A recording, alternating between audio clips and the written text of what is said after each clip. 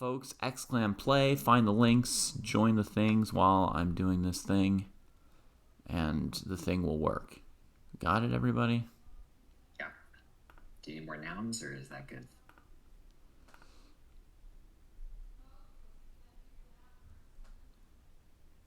Okay. Now say something.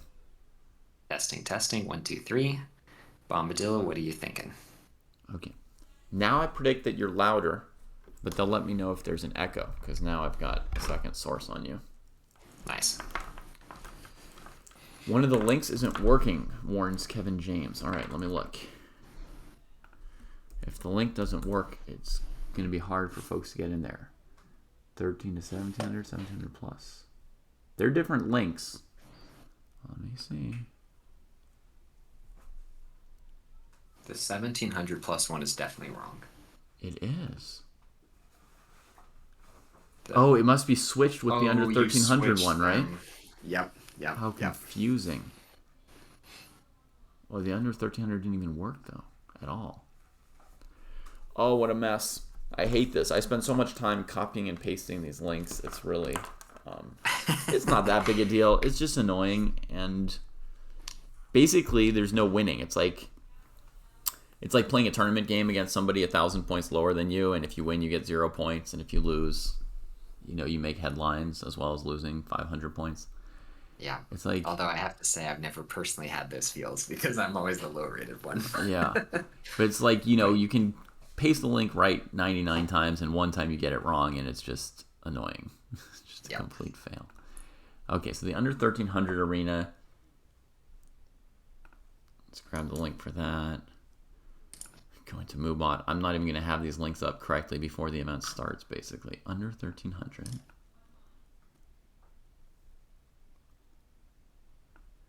Should be this.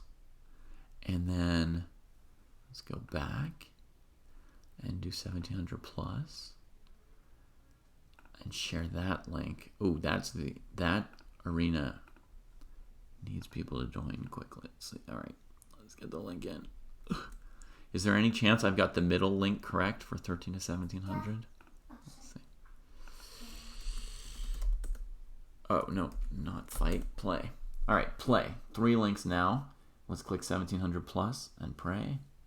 Yes, that's correct now. Let's click under 1300. Correct now as well. Okay. Sweet. So, I don't know if I can paste these to YouTube. Folks on YouTube, you're going to have to find your way. I don't know if those links show up. Yeah, they worked great. But YouTubers, if you want to play in the viewer tournament, which, to be clear, is open to anyone, there are some links for it. And if those links don't show up, you have to go to the chess.com, go to clubs, go to ChessDojo, and you'll find it there. And welcome to the dojo. That too. Welcome, everybody. So this is like what the club page looks like, chess.com/chessdojo, or chess.com/club/chessdojo. And if you're not a member of that club, you do have to join that club to play in the tournaments. That's how chess.com arranges its tournaments. They're sort of arranged on a club basis, and that's the only reason we've got a club on chess.com is just to run the tournaments. And I can attest there's no spamming of your inbox. It's literally just for the tournaments. When they pop up, you'll get a notification. Like right now. There is super nothing else going on there. Okay.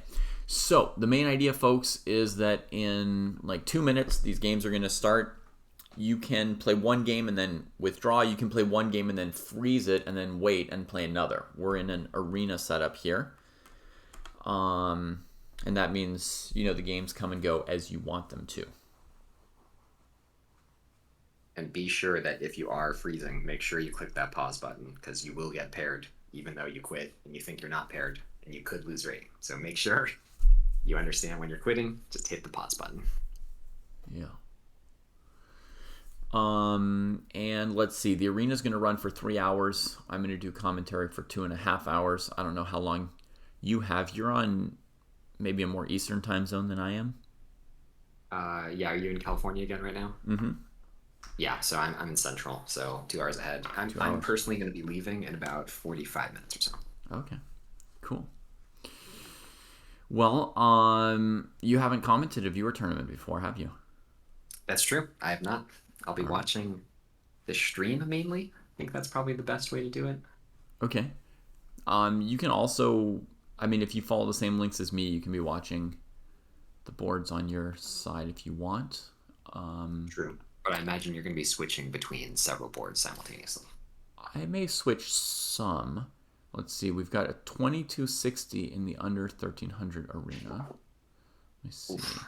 That's probably because I had the links wrong earlier.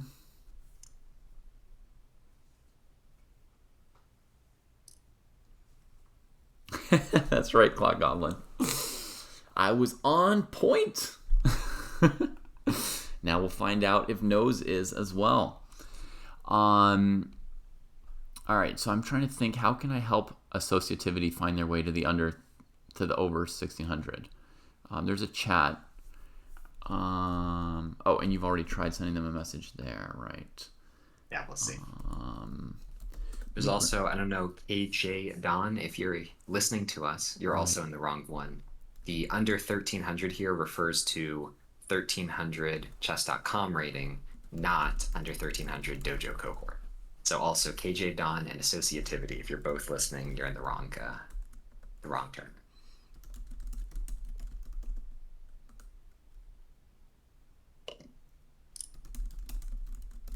Okay, I see Kevin in. Yeah, things are looking good. Lemmy Adams, says Max. I like it. Give me your E points. Oh, Max Bierman says, let him play. Let him associativity play. Switched. Good. Now make sure you leave the other one, though, if you did switch and you did hear us. All right. Well, that was good. We actually managed to communicate something correctly. That's so rare. So rare. Got two people. It's all just a comedy of tripping into the wrong places, I find. All right, let me check on the 13 to 1700 section. I haven't looked yet there if that tournament's looking okay. Kay Borman, my student, in the chat. Let's go. Oh, nice. Nice. All right, let me try the 13 to 1700 group. And we've got a big group of players, and they're all 13 to 1700. Well, that works. Looks like Bombadil might be in there. Okay. And we're live. Yeah. Games should be starting now, folks. In below me, we have an extra board today. I think it's big enough to see. So for those who are interested in the Olympiad, as am I, you can follow along as Gukesh tries to help India clinch the Olympiad with a win over the US here, hopefully. He's just played Queen E5. He's got the white pieces here. And I think he's up a pawn at the moment against Fabi. Yeah. But it's a very tricky position because both kings are slightly weak. So you're not going to have like an instantaneous checkmate blunder here from either side. But it's very, very easy to get perpetualed or get suddenly attacked. Like here, Gukesh is probably not threatening Rook F7, ending things, because Queen E1, Queen E3 might lead to a perpetual, but maybe he could get out of it. Like maybe he could go King to H1, block with the bishop on F1. So maybe he is threatening checkmate here. Yeah. He's got 3 minutes also. Okay. So we'll see about that. That's more than our viewers have in their games that are going on. 3 minutes for 12 moves. Wow. Okay, speaking of our viewers, let's get a viewer game up here to go with Gukesh versus Fabi. What a matchup, though, Gukesh and Fabi, right? I mean, yeah, it's been great. Top players of the world. Let's get Bombadil versus Easy Clutch up here, and we've got, I guess, a 2 knights Caro Kann.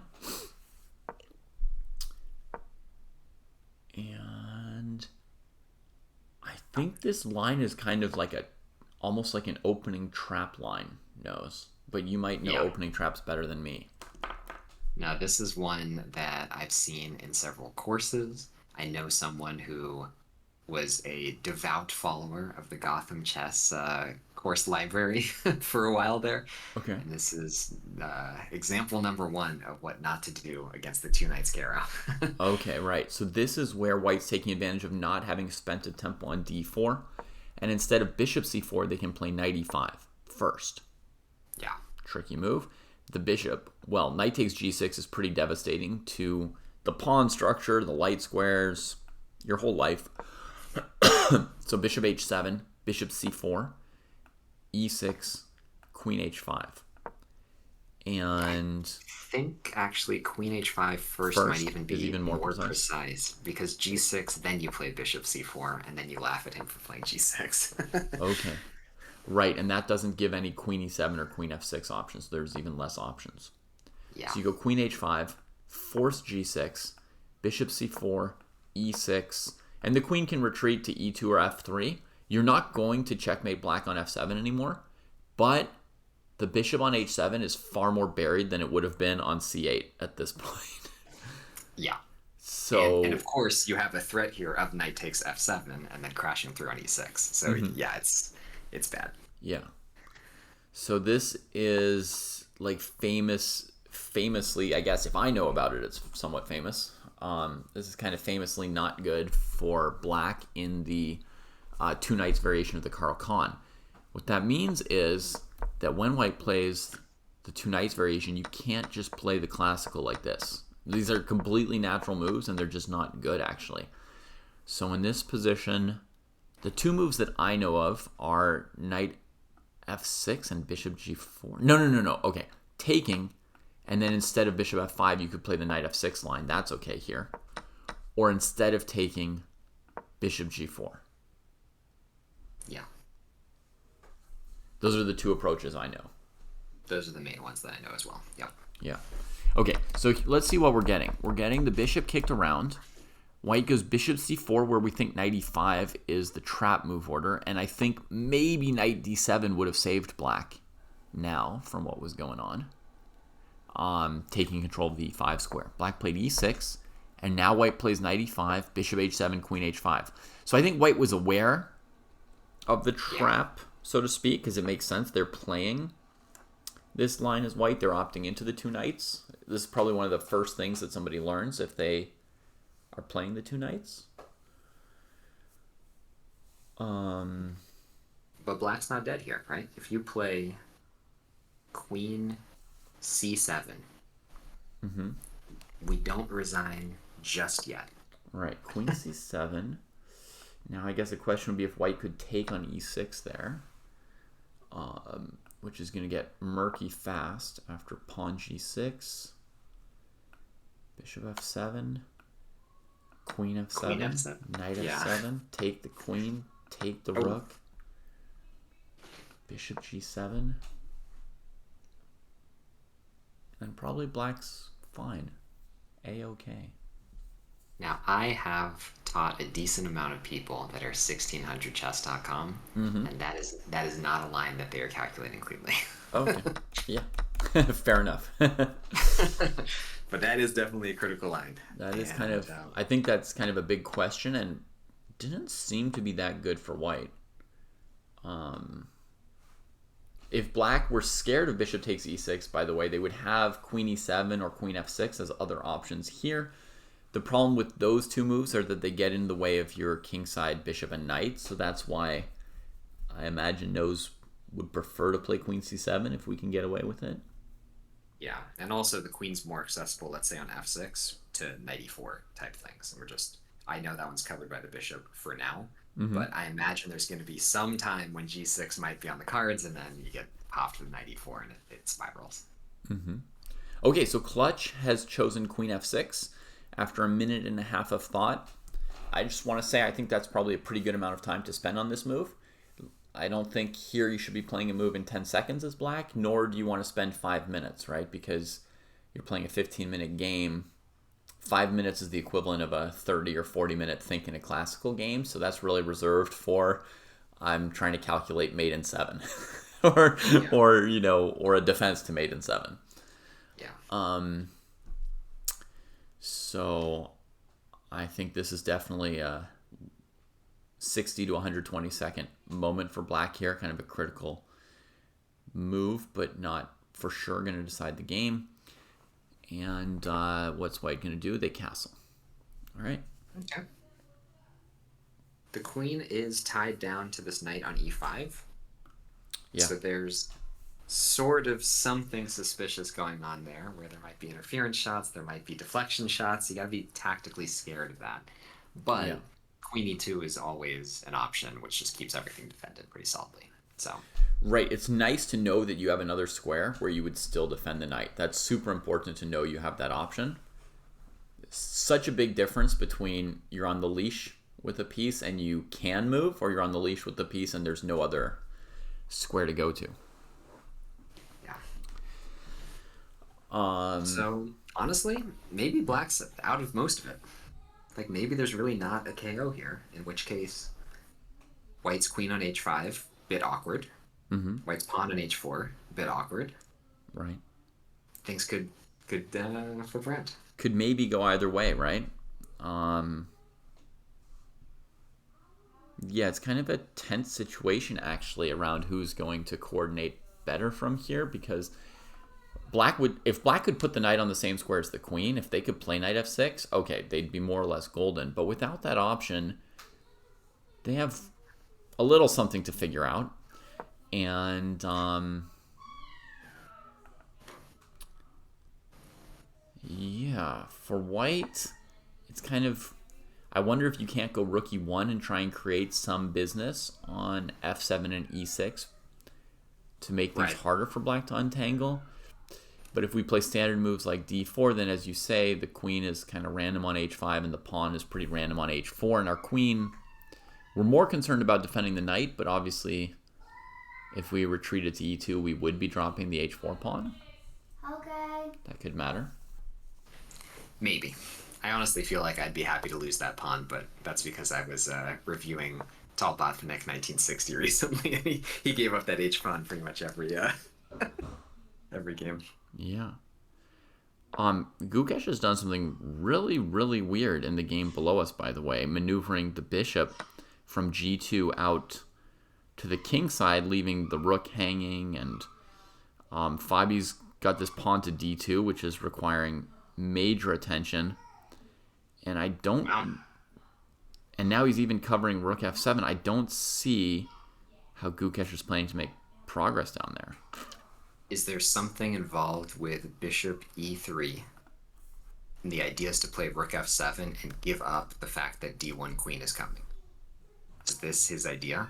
Because this is getting very suspicious if that's the idea. Where do you want to go? Bishop e6. Bishop Let e6. queen e2 check happen. But queen And- f1 is even worse. Oh, queen Then f1 queen is e2. a little bit more oomph. Yep, that ain't it. Yeah. No, so then we have some problems here as white to solve still. It's not just straightforward. Yeah. Oh, maybe his idea was to come to h5. Because otherwise it feels like he's lost his mind. But when you go to h5, you're still not threatening the rook, so then I still don't understand the point. True. If you're not threatening anything, then what's the point of anything? Oh, this looks like he's blown it to me. I thought he was potentially winning 2 moves ago. I wasn't fully focused, but Yeah, let's me say neither. 6 moves ago. I was focused on the viewers, so I didn't see any of this sequence happen. But I just vaguely thought that the position like 3 moves ago down there, it looked like maybe rook f7 was just winning the game where he played bishop h3. I don't know. Yeah, maybe queen g5 was his way out, and then it's still... Mm-hmm. It looks pretty good. It looks pretty good to me. Yeah. Yeah, and I was also considering h4 was the other candidate move I had, as well as rook f7. So. Yeah. I mean, honestly, though, against h4, it's very slow. And then again, d2 is coming, right? So you haven't solved that issue. Right, and then which you're happened not in the game. then you're not free. Yeah. Okay, he's played some kind of move. He's played A4. That's a really, yeah. That's a really I've got nothing to do and I'm flagging kind of move. Yeah. Next up, King G1. Yeah. Okay, all right. Fabi's still in it. The Oh, old no, man he's- still got it, as they say. He's very in it. Even with his knight and rook kind of immobilized, that D2 pawn is a terror. This somehow reminds me of Fabi versus Nepo, the final game of the candidates. With things reversed. Oh, yeah. Or no, was it things reversed? Nepo was the one with the knight. Yeah. No, wait. Yeah, Fabi had a bishop. He had Yeah, like the nice and he position was- with white. Still, it's hard to crack. It's Had hard to pieces crack. tied up.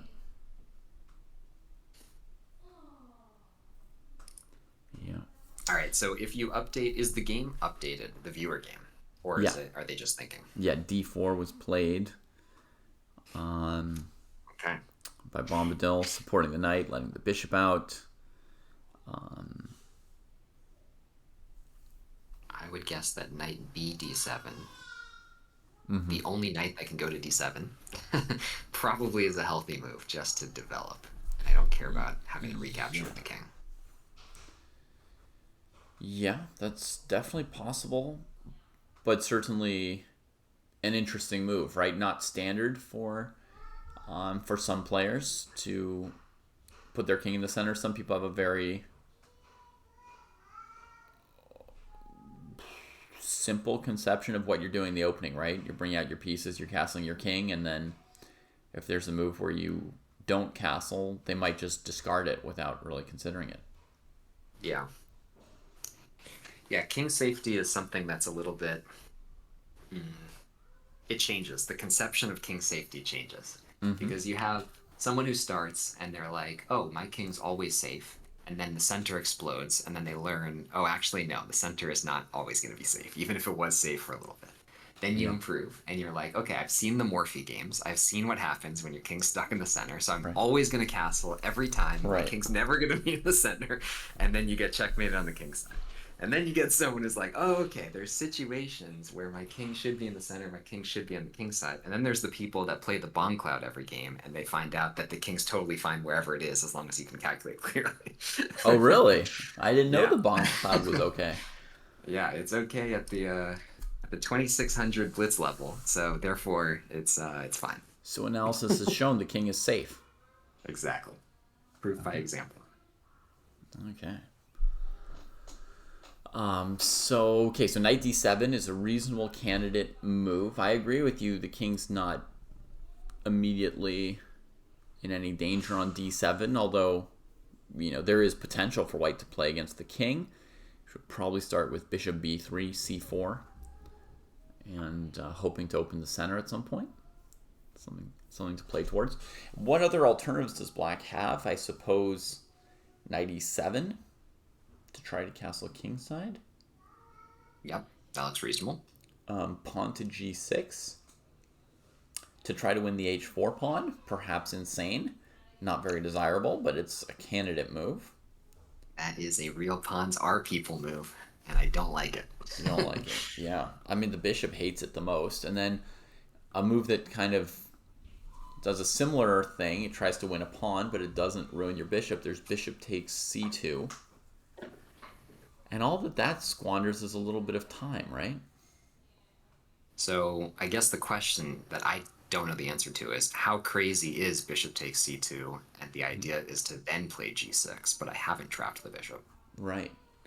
So it really comes around to how much does the tempo matter in this position, right? So basically, in every position, time matters a different amount. You could think of it as, how hot the position is, right? As it heats up, a tempo could be worth a king or a queen. And if it's really, really tepid or whatever, you can just blow tempi and nobody's even going to notice, right? Just some locked up French defense kind of position. Yeah. This position as black, I'm a little scared of rook e1. So I would probably not even looking at taking the pawn. I don't think taking the pawn is going to get completely hammered. Although I might just not have calculated, and now I have. My Also, I instinct... think moves have been made, right? So didn't we get... Yeah, he's just played knight e7 after quite a bit of thought. 6 minutes on knight e7, and white played rook e1 very quickly. Well, relatively quickly, actually. 50 seconds is perfectly normal. Actually, it's just relative to black. So that's putting some pressure on black to speed up. But I think this bishop c2 move actually has a funny, instructive point to it. So let's put bishop c2 on the board for a moment. My instinct was white will have enough for this. You probably shouldn't do it. But, you know, white's going to have enough, like, they'll win back a pawn or something, not like they'll win 10 pieces. Right. But now I'm thinking that if we calculate, it looks horrific. I think white has just a killer move against bishop c2. I'm curious if anyone in chat could find it. Nice. Yeah. I think Tarash has found it. I was fast, but I guess it's what it's like to be a top grandmaster. That's true. Bishop g5. The queen's got nowhere to go. All her squares are covered by, as often happens at the beginning of the game, one reason you don't plop your queen in the middle of the board. The minor pieces are often, if they're developed, going to cover all the squares. So there's nowhere for the queen to go. You get forced to take it, drop a rook. It might be a good exchange stack if you could play g takes h4 here. Honestly, that would be 2 pawns and a rook that wasn't developed and tempo on white's pieces. But the knight on g8 is hanging as well. So actually this is trash. You know, the knight's hanging, you have to defend it with something like this, and white can play knight h5 going after g7 and pawn takes on g5, etc. So it's just not really playable for black. So probably black played the best move, honestly. Okay, maybe we should hold off, because I'm seeing now that Fabi is down to under 3 minutes, and Gukesh is down to under 1 minute. So maybe it's worth investigating what is going on there. It's just madness. Honestly, it seems like 3 result, like they're just smashing around the pieces. Just an average blitz game.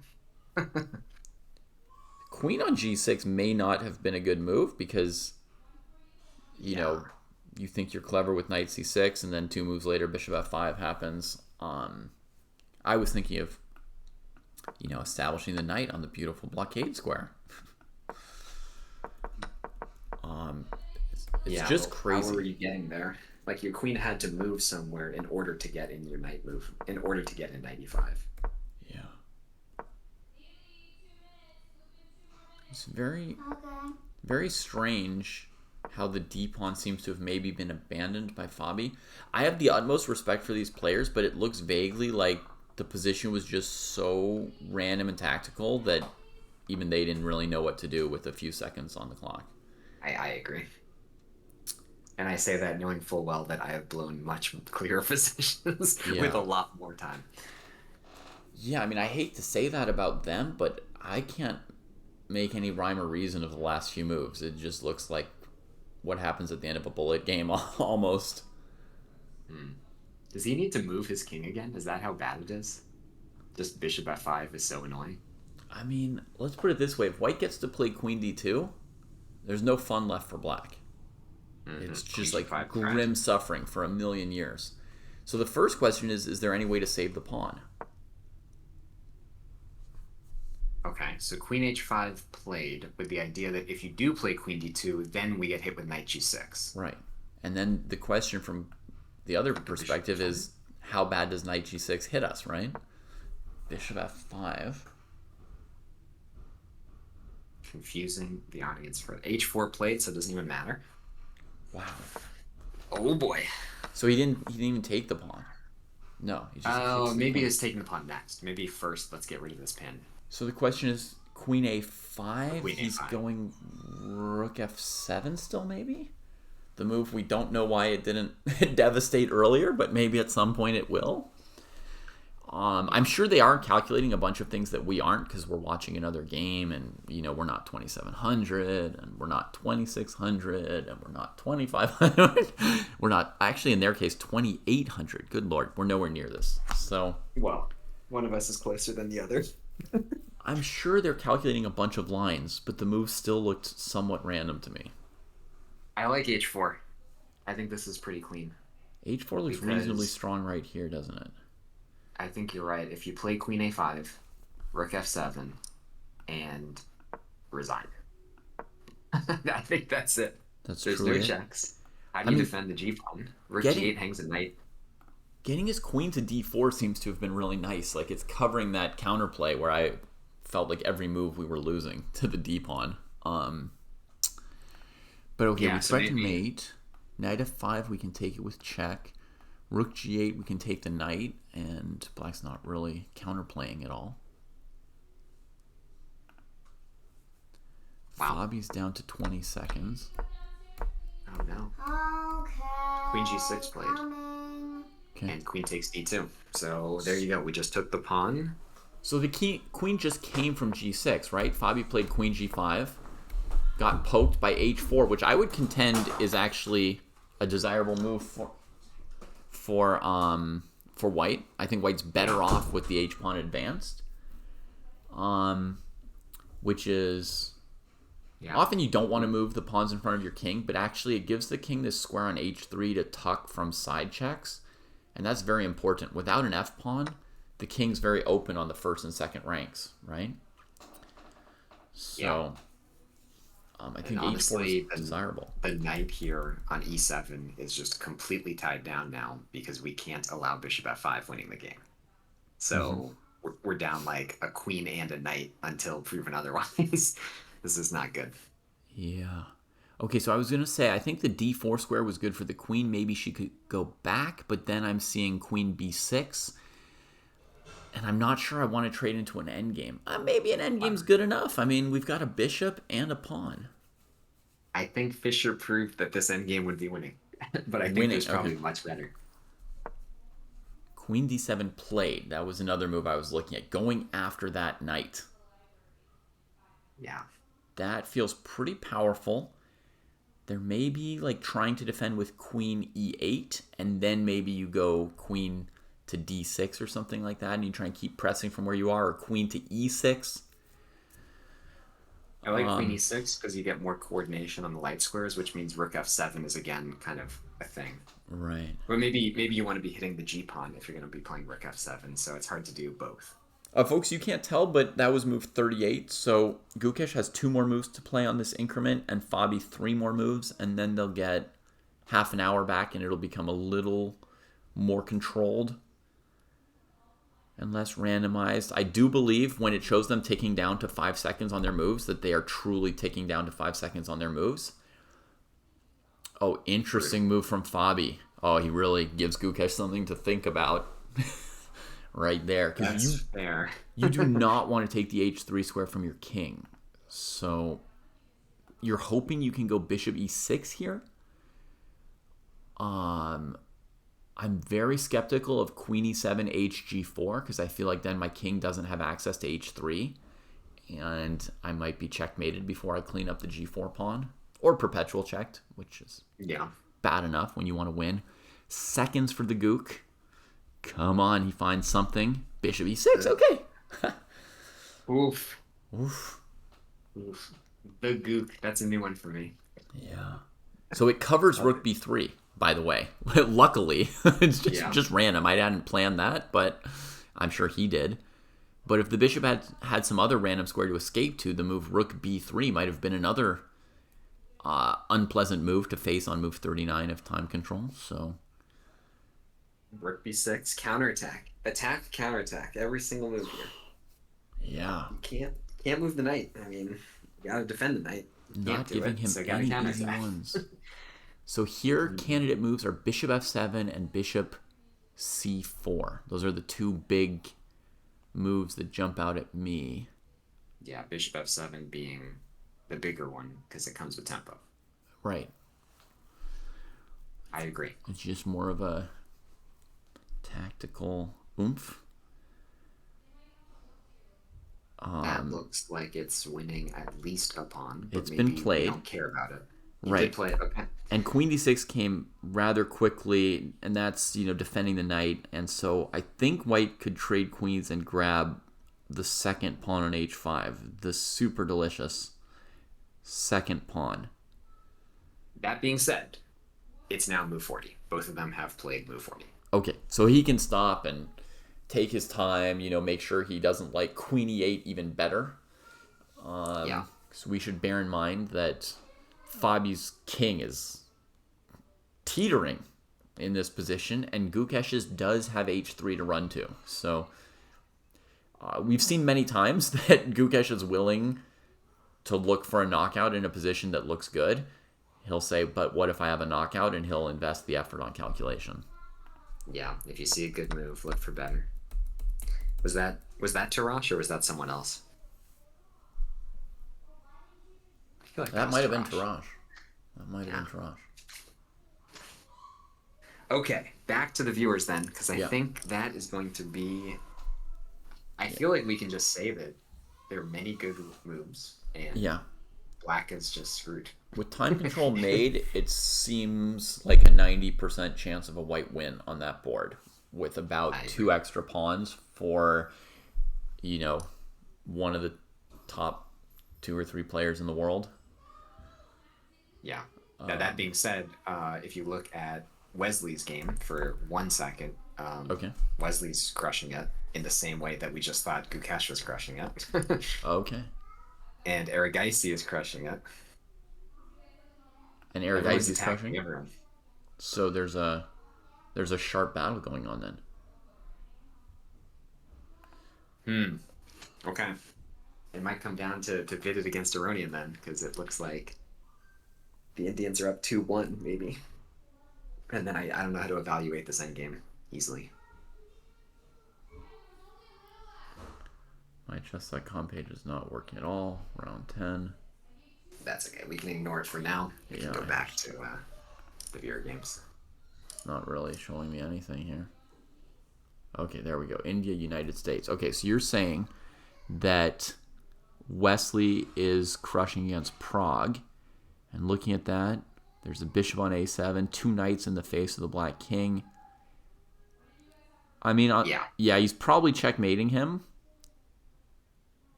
But that's just a lot of pieces hard to be against sure. Not a lot of pieces. Then Arjun has a rook and an h-pawn against a knight. And also, overall, he's up a full exchange with his king weak. So there's like very mild hopes of a perpetual for Dominguez, I guess.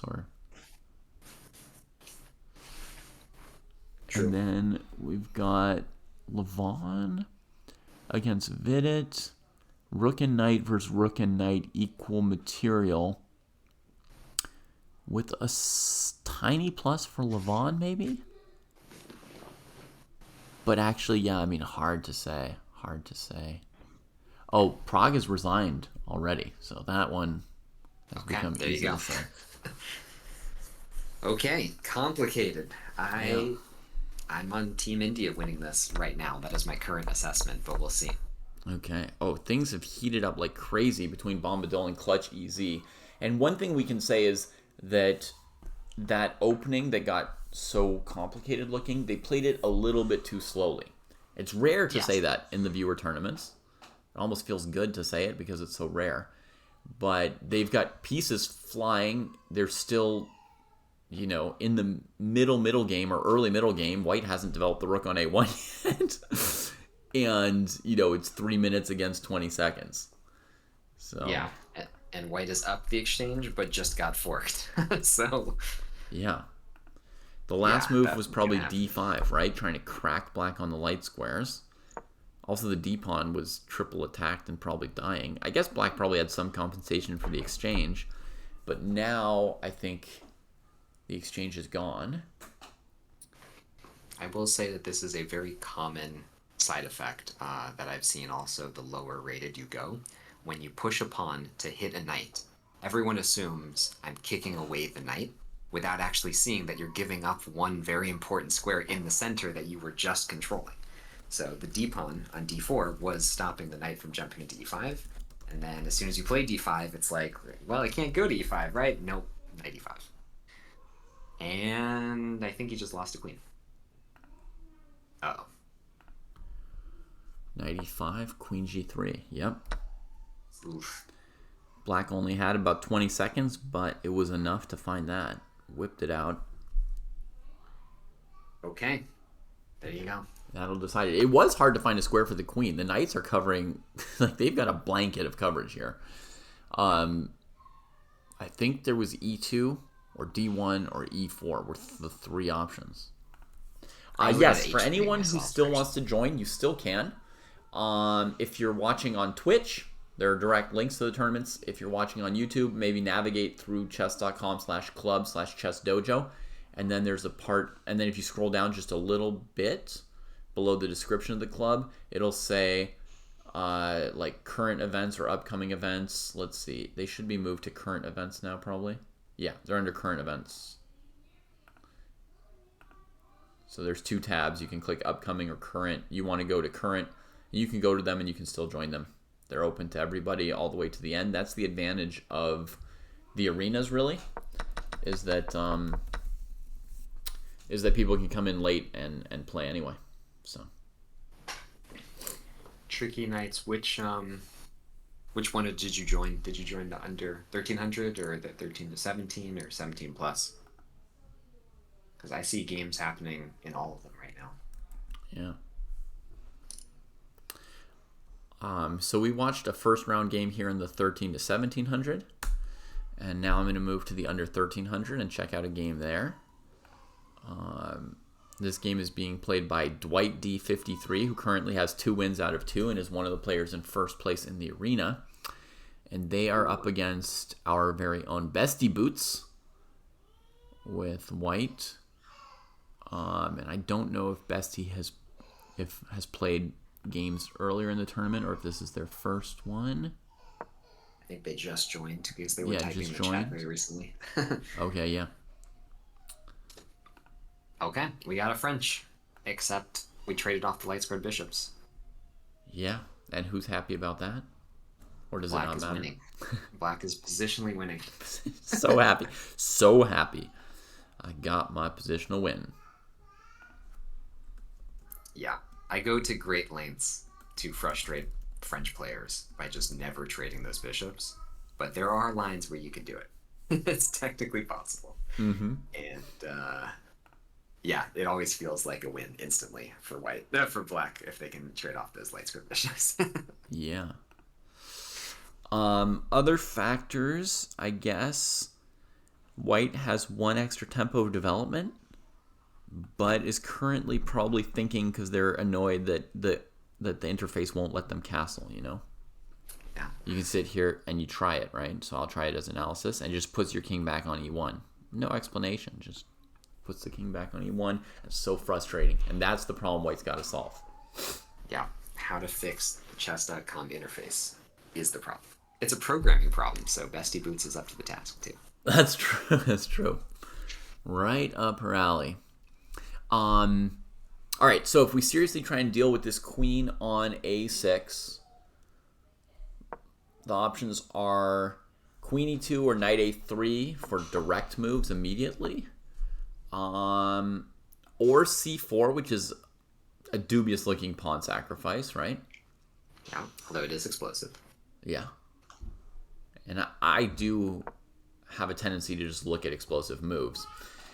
Probably best is actually the move played by Best eBoots. Yeah.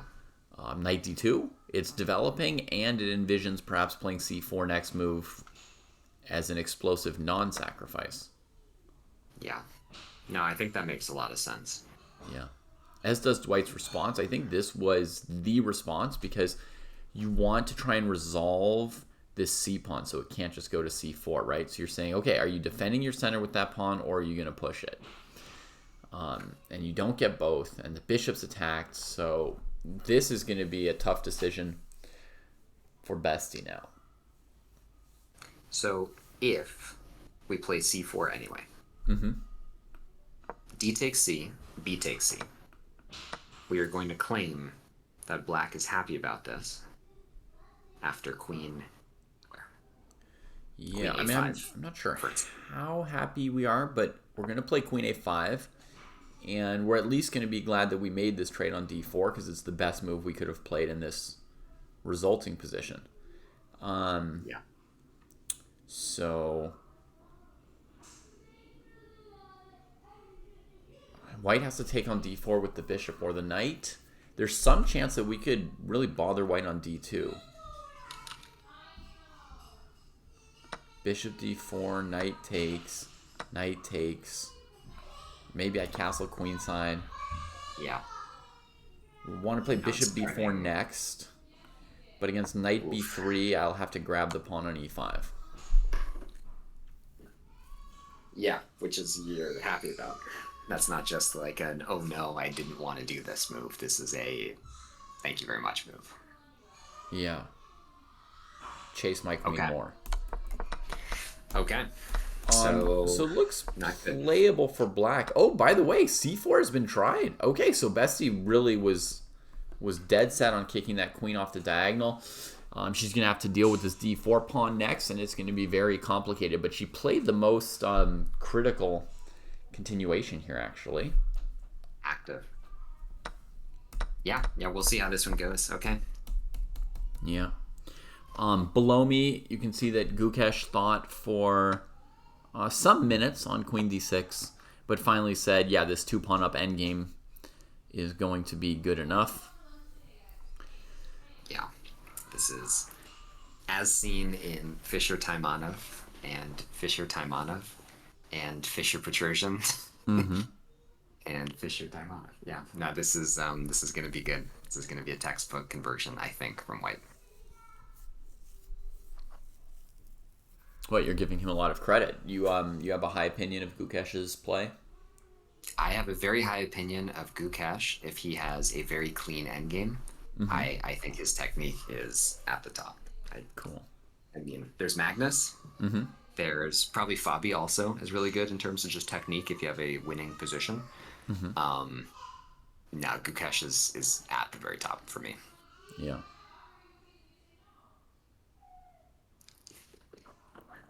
Brutal. If you're a Fabi fan. Right, right. All right, Fabi gets the pawn off a light square. And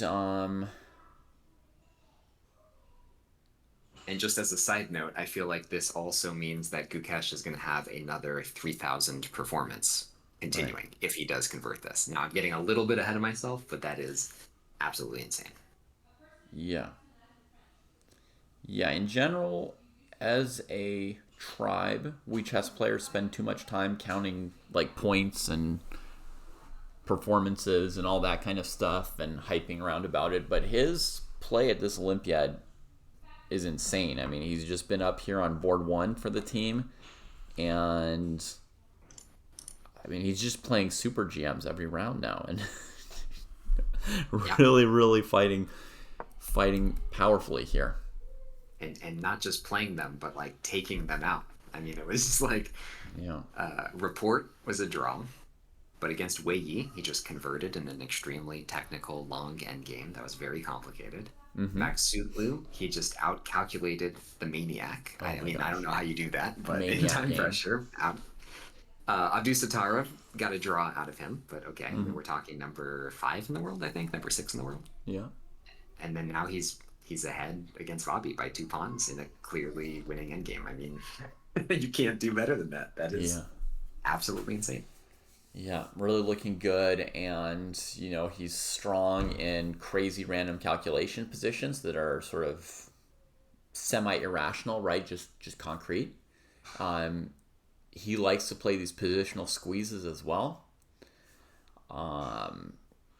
And he's good in the end game. He's good grinding. So Yeah. And more recently, his opening prep has been very interesting because he's been finding H6s in the Nimzo, which make no sense, but get fresh positions somehow. So the complete package. yeah, Buy stocks now. yeah. The price was lower 2 or 3 years ago. That's true. Did you was he on your team for the prodigies that were coming up, or I forgot in the draft that you Yeah, guys did? yeah, Okay, nice. yeah. But I'm Love still it. losing that draft to Kostya pretty decisively. In the sense that he picked a team that was initially lower rated, but that grew more. So that makes it really decisive. I have Sindarov and Nihal Sarin on my team, who have both languished in the last year.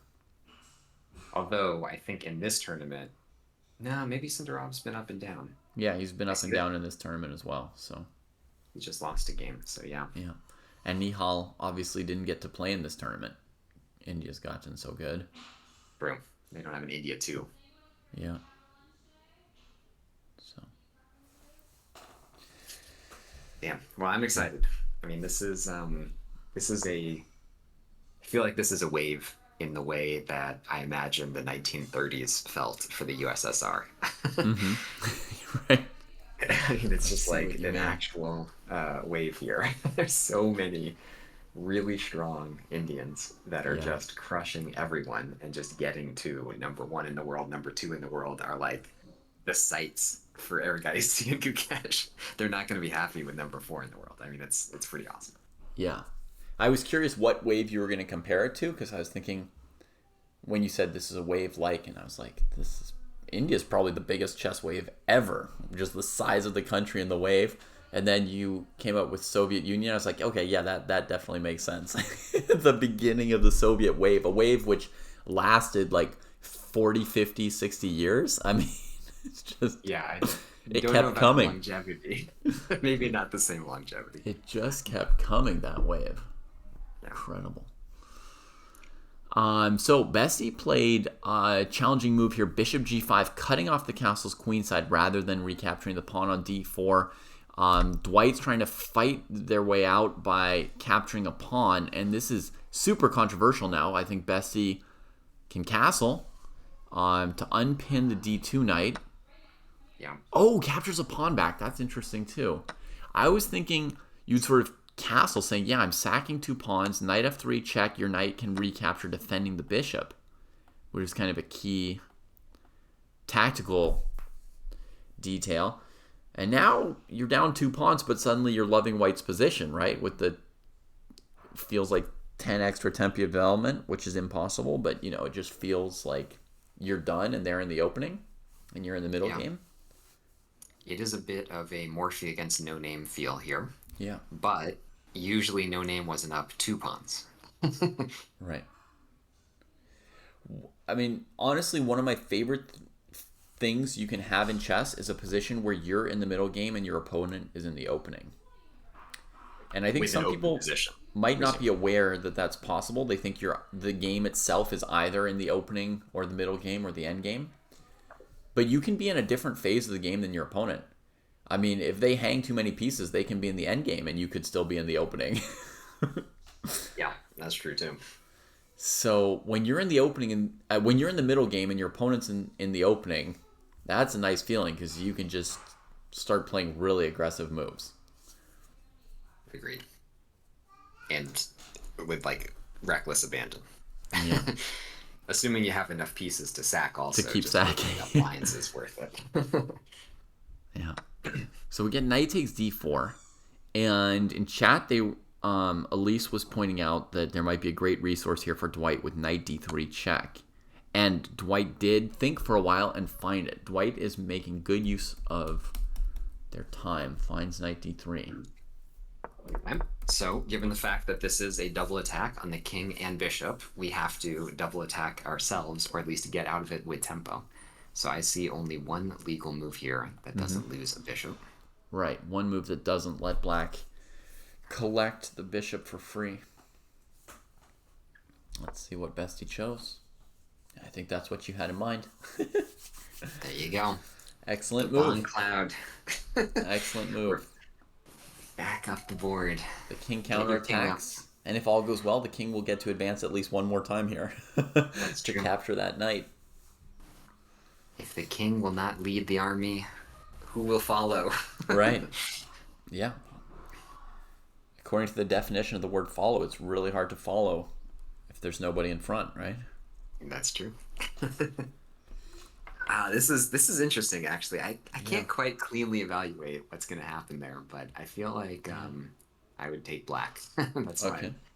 my You knee-jerk take the reaction. 2 pawns here. Yeah, I feel like it's such a difference in the story. If white castled and the king's tucked away, I'd rather be white down 2 pawns. But with the king in the way, suddenly we might have 2 knights out. We might have the queen out. But it's not clear. But there is a complicating detail, which is on queen g5.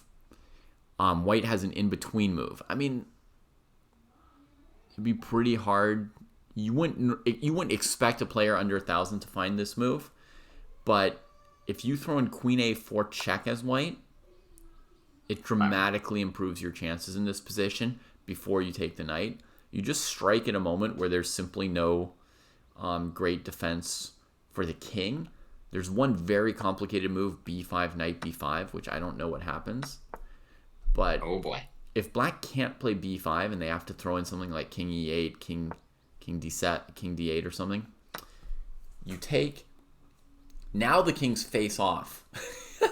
And then it's very complicated. Even though white's down 2 pawns, you've got enough complications that it still seems whoever finds the better moves is going to win. Yeah. Yeah, that is tough. So let's see. After king e2, is Dwight still thinking about taking the piece? Yeah. So if Dwight is so good that they've seen this queen a4 move, and I believe it's possible with the way Dwight uses their time, I believe it's possible that Dwight has seen the queen a4 move, and that might be causing Dwight to consider a simpler option other than queen takes bishop, right? Because it could be an option to maybe just retreat the knight, let white retreat the bishop, and then keep developing. There's also, if you want more and more complications, there's knight b2, which is a counterattack to the counterattack in between move central. Yeah. There are a couple really hold on to it. There are a couple moves to make things even more complicated. I don't imagine that's what Dwight's looking for now. It's like, how do I make this crazy position where I'm ahead 2 pawns even crazier? But yeah, there's knight b2 and there's queen e5 if we wanted to really list candidate moves. Those could come in. I doubt they're better than knight c5 or queen g5 or knight e5. That kind of a retreat there could be okay too. I agree. But they're out there. They're out there. And candidate moves in the truest sense of the term. 3.5 minutes, and I think, figure out correctly Dwight's thought process. I think Dwight noticed this queen a4 check. Wow. And decided, it's good enough that we've kept white from castling. I'm going to now retreat the knight and try and complete my development rather than going for more capturing and stuff. But if that is the case, then this is a good sign for Bestie Boots, who was able to successfully snag a pawn. And, okay, maybe moving a little too quickly there, but if you can kind of quickly play rook e1 and king f1 and get your king back to safety, then you're only down 1 pawn, and your development is okay. Right. She snagged a pawn, didn't lose that bishop on g5, still has the development lead, and with only 1 pawn down has plenty of chances to coordinate the position. So we still have quite a game. And yeah, Bestie's playing a little bit quickly. I wonder if she's excited about Black's time trouble and wanting to put some pressure on Black, or just thought like it's very clear the dangling bishop needs to get out. Yeah, she wanted to play this knight b3 move. So she saw that if she goes for either knight to b3, Black can trade and then take the bishop. Right? Yeah. And that's how she felt she was going to untangle her position and put pressure on Black. So she save the bishop. And 30 seconds is not that fast, honestly. Like, if you sort of know what you want to do, that's not blundering or blitzing speed. That's a normal speed for a move.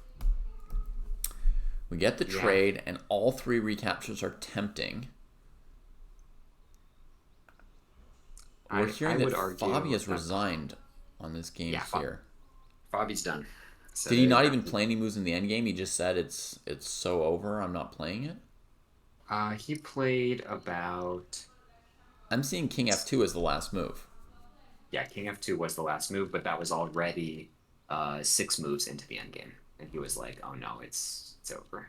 There's nothing to be done." But I mean, he didn't have Gukesh show any technique. They just made the trade, rearranged the bishop, and said, "Okay, yeah."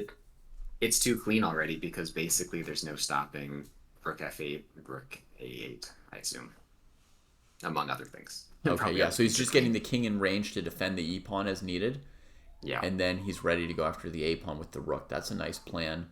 Or maybe to break the blockade of the e pawn and gain space in the center, right? So you could also play to kind of squish, just fight piece versus piece, right? You keep black's king out of the center with the rook. You bring your king to d4 or f4. Yeah. Push the knight somewhere. Play e5. Play king d5. And you just start, taking over the central space. Whew! Yeah, I think king d4 is very clean in that sense because there's no knight check in response, whereas king f4 we have to always deal with knight g6 nonsense. Right, king f4 there's knight g6, king d4 there's no checks, and you almost welcome a check because you've got access to d5. So you've just got really good territory for the king up on the d file there. Rule number 1: get your king up in the endgame. That's clean. I like it. Yeah. All right, what did Bestie do? AB3, fixing the pawn structure and developing the rook. I suspect that's the best move, but I thought it would be much more tempting to just directly bring out the knight or queen, so I thought Bestie would choose the knight or the queen here, and I was wrong. Very nice. And now rook e1 to get the king around. Yes, yes. Wow. She's playing accurate moves very quickly, which is going to put quite a bit of pressure on Dwight here. I mean, I don't advocate playing quickly for the sake of playing quickly too often, but if she's seeing some really clean moves for coordinating her position and she can play them quickly against somebody who's in time pressure, yeah, maybe might as well do it, right? Put a little pressure on the opponent because they've got 2 minutes and it's still the middle game. We do have to worry about this D file though, but besides the D file, I think white is really starting to untangle in a way that I agree. It's looking better and better and better for white actually the longer this goes on. Okay, so we've got 1 point for India, 1 point for the US, a rook and knight ending on board 4 that's looking fairly even. So really, I'm going to put this madness below us is going to decide the India versus US match probably, just as Melt Like Butter is saying. This is Aragaisi versus Dominguez with 2 exposed kings. And there comes a check, right? So we have to watch out for perpetual here if we're white. A6, a very nice move by Dwight over on the other board, but it cost a minute. Oh, you don't have that much time for finding such a nice move. You have to save that time for when there's some captures happening.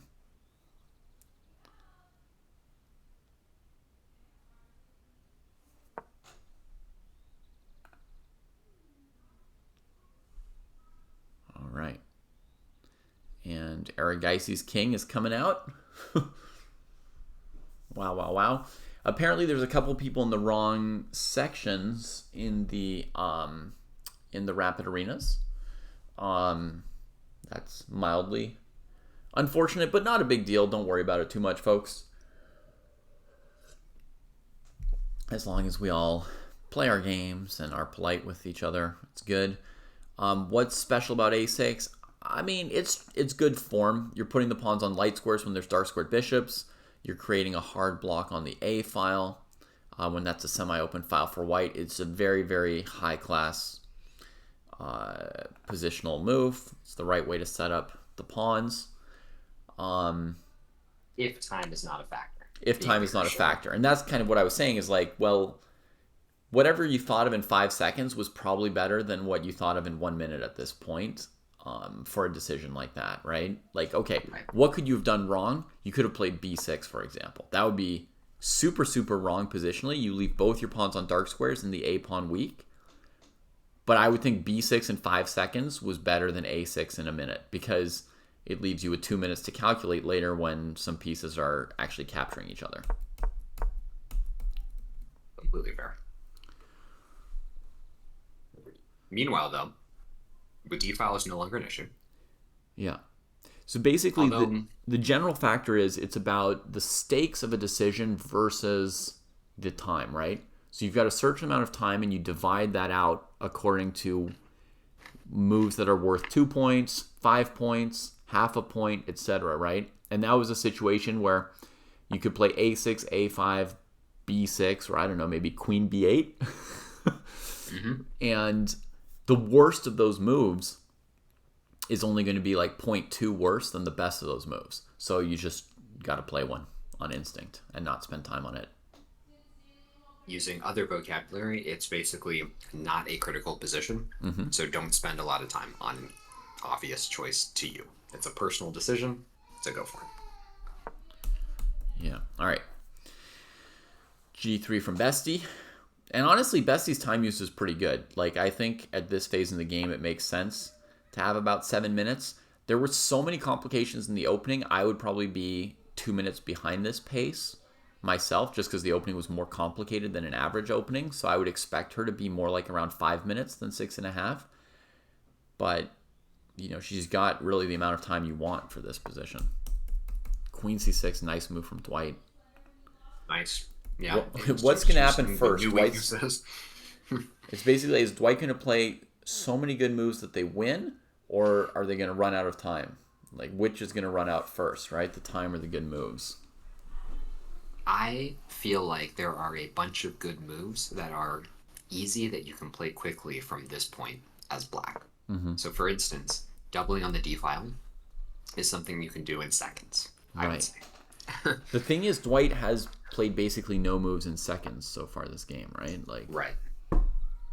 That was 12 seconds. That was one of the fastest moves we've had.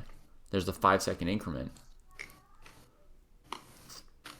Oh, you're doubling on the d file. I mean, there's starting to be some potential to checkmate the white king on the back rank just off of this bishop's cutting through flight squares and stuff. True. Bestie kind of needs a trade, actually, to relieve some pressure, I think. The more I'm looking at it, actually, you're totally right. I feel like there is the direct mating net that you could form here with queen h1 as the first move and knight g4 coming in. It's not so easy. But okay, different routes taken. You could send the knight towards h2. Yeah, and you see Bestie actually played exactly what I called for, as I said it, a move that's headed towards a trade. Normally that's not what you do down a pawn, but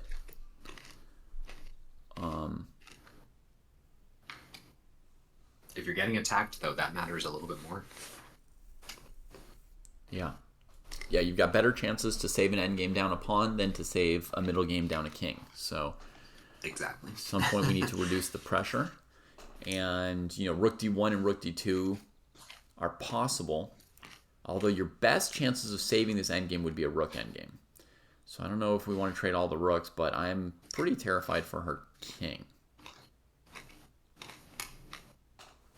There's some difference between a heavy piece endgame and just a pure rook endgame. But basically, if you have the heavy pieces, including, let's say, a queen, you could argue that the main thing that you kind of care about is king safety and piece activity. And being up and down a pawn doesn't actually matter there as well, although for fundamentally different reasons. Yeah. So maybe there's a couple different options here, but we have to trade off some minor pieces to even think about those. And right now, white's king is less safe than black's king, so yeah, the pawn doesn't matter. Yeah, so things to do for Bestie. The knight wants to come back out of g1, so she needs to regain control of f3 to bring it out. That's my current priority. b5, going after that pawn, trying to win a second pawn, is a very, very strong idea from black. Good move. Well, you say that melt like butter. You say that 1300s don't know how to save rook and games down pawn, but that's in the dojo at that level. I already know it is. So Yeah. There's a possibility. Also a question of like, does the opposing 1300 know how to beat you in a rook endgame up a pawn, right? I mean, you don't have to be better at rook endgames than Gukesh to save a rook ending. It doesn't have to be like when you check it with a table base, it says 100% score, right? You just have to play enough of the moves that are the right kind of resistance, keeping your rook active, getting your king in front of the opponent's pass pawn. Like if you get some of those things right, your opponent's going to struggle to find the precise moves that could beat you. Rook e4. Yeah, I expected rook e4, protecting this pawn, and took her a minute, but she came up with it. And look, Dwight is out of time. 3 seconds left here. This is not going to end well. Even though we have the better position as black, the time is just, that's too much. Based on the tempo that we've seen so far this game, I'm on team white right now. Yeah.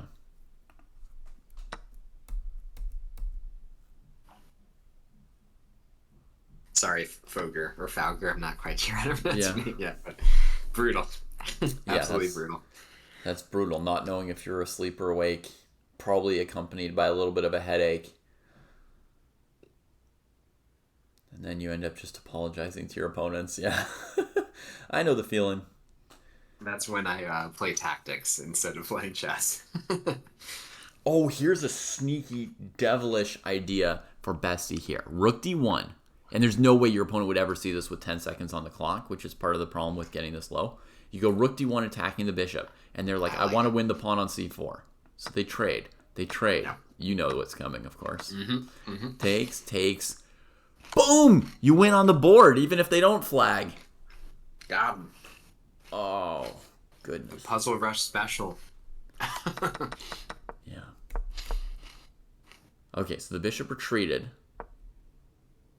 Queen e2.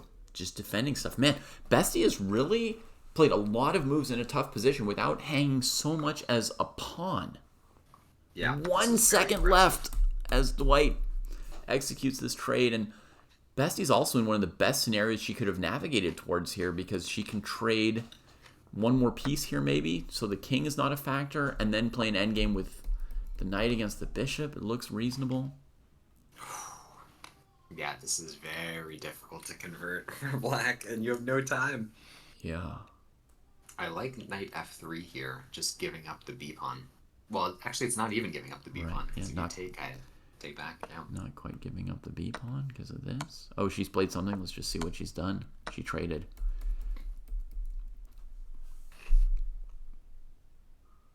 And you see, Bestie's got exactly the right amount of time, right? Like, you want 2 minutes here. You don't want to have 30 seconds because your opponent has 7, right? You want to have 2 minutes to play the endgame. The one factor is she has not brought that knight out of g1, and she's had at least one chance. I don't know if she's had more than that, but right here, knight f3, it would have been a great time to flex the 2 minutes you have left and make sure to get that knight into the game. Yeah, and this is what happens when you move a little bit too quickly because you get excited by the ticking clock of your opponent. Right? It feels like, yeah. Right now we're losing the f-pawn, right? Mm-hmm. And then the king safety becomes an issue again. Yeah. Oh boy. With only seconds, Dwight is still playing good moves. All right, the knight gets out. That's good. But 2 pawns is enough that you're winning as long as you don't blunder anything. So we'll see. This is another construction that I very much like. Although bishop d4 really does disturb it a little bit. I was going to say that when you have the knight right next to the king, there are no checks. There's just really never any checks. You can always avoid all these checks. And yeah, a knight, we're kind of seeing a knight can insanely block out a queen. Very, very strange, but can. I think we saw that in round 9 of the Olympiad as well, right? Didn't someone have a knight that just covered all of these crucial checks? Yeah, we saw it in Gukesh's game against Megsudlu. He had the knight on g7. Right. It wasn't even attacking the white king, right? But he could chase the white king out, and white's rook and queen couldn't checkmate him because the knight on g7 was keeping white's queen away. It was crazy. Exactly. And the same thing that we saw in the famous endgame between Magnus and Nepo that decided their world championship match. Yeah, for sure. For sure. It's a very nice Point to keep 3 seconds for Dwight. I can tell you that Dwight's hand is shaking. I can tell you. I would say that we still have a 75% chance of winning this as white, even though we're down 3 pawns. Yeah. Oh, there you correct. go. You are correct. There you go. Oh, yeah. Brutal. That was epic, right? Dwight's good moves against their dwindling time, the incredible resistance from Bestie, holding on for so long, making it a long game. That was great. Hanging nothing until that move G4. Until that move G4, there were just no mistakes from Bestie. Then G4 loosened this kingside pawn structure. And that was Dwight's chance, and Dwight jumped on it. Right? Grabbed 2 pawns, getting very close to converting, but, you know, just playing every move with 1 second left on the clock was not working out. Epic battle. Now we've covered 1 game from under 1300, 1 from 13 to 1700, and it is time. The big dogs. To check out the top dogs. So what games do we have in the 1700 plus section? We have Blunderfest. Merles is here taking on Kevin. And, oh, it's a good position. It's a good position. All right, let's see.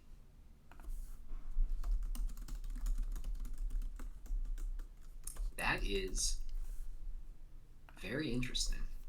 I prefer black here a little bit. Okay. And what is like the first 1 or 2 factors that gives you your preference? Well, my general rule of thumb is in a Benoni type thing, which we kind of have a Benoni type thing here. I guess so. If this pawn came from d5, that would have been very Benoni.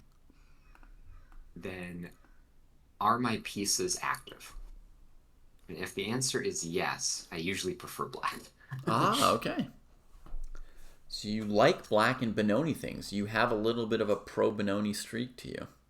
I would play the Benoni if it didn't lose by force. Yeah, me too. That's my rule of thumb.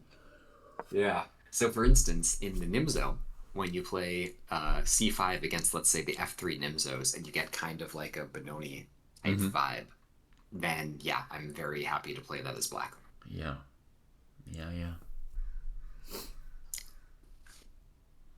Okay, let's see though. This is still going to be very difficult. And that move just killed 2 of my pieces, so I'm not a huge fan of that unless the follow-up is, you know, moving the queen and playing f5 or something. Well, I think going for the d-pawn. I think the queen's going to try and collect the pawn and be up a pawn. And, you know, maybe sure they'll set up a duo with f5 as well. Yeah. Although viral stigma, you're saying against knight f3, the Benoni doesn't lose by force. While that's sort of true, there are those setups with h3 and bishop d3 that are also equally depressing. The h3 bishop d3 is still a bit of pain. And the thing about the Benoni is that not only does it lose by force, so to speak, to the, you know, bishop b5 check 4-pawn attack, but there's a lot of other lines where black's quite a bit worse. White has to blunder like 3 exchanges before black is better. But once you're better, it's a beautiful structure. Yeah, just trade off 1 piece. Just get rid of 1 pair of knights, and now we can talk. But Stigma's right. It may be depressing, but it doesn't lose by force once white plays knight f3. That's fair. Meanwhile, I think we're losing the c-pawn by force, and that's a problem. Yeah, I mean, I imagine Blunderfest's plan is to trade on e4 and grab the pawn, no? I think you have to, but that was a really good bishop. Yeah. But I think you have to. Yeah, I don't see any other moves here. You have to play bishop takes e4. And then and say, give me your pawns. Yeah, I don't know. I feel like I would take white in the ensuing trades, though, because at the end of it, the D file is going to be white's. The light squares are weak everywhere. The knight looks kind of silly. Wow. And as we say that, Blunderfest Okay. finds another move. Ichigo, what's your username on chess.com? Never enough. Oh, you're in first place in the tournament, Ichigo.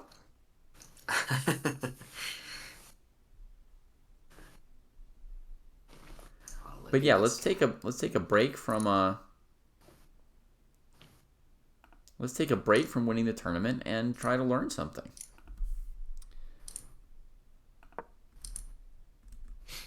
Just as a side note, while you're transitioning here, I saw that Aronian is now up a pawn in this endgame against Vidit, but it is still a very tight endgame, and it's knight rook against knight rook, so even if you get up a piece, you might not be able to convert.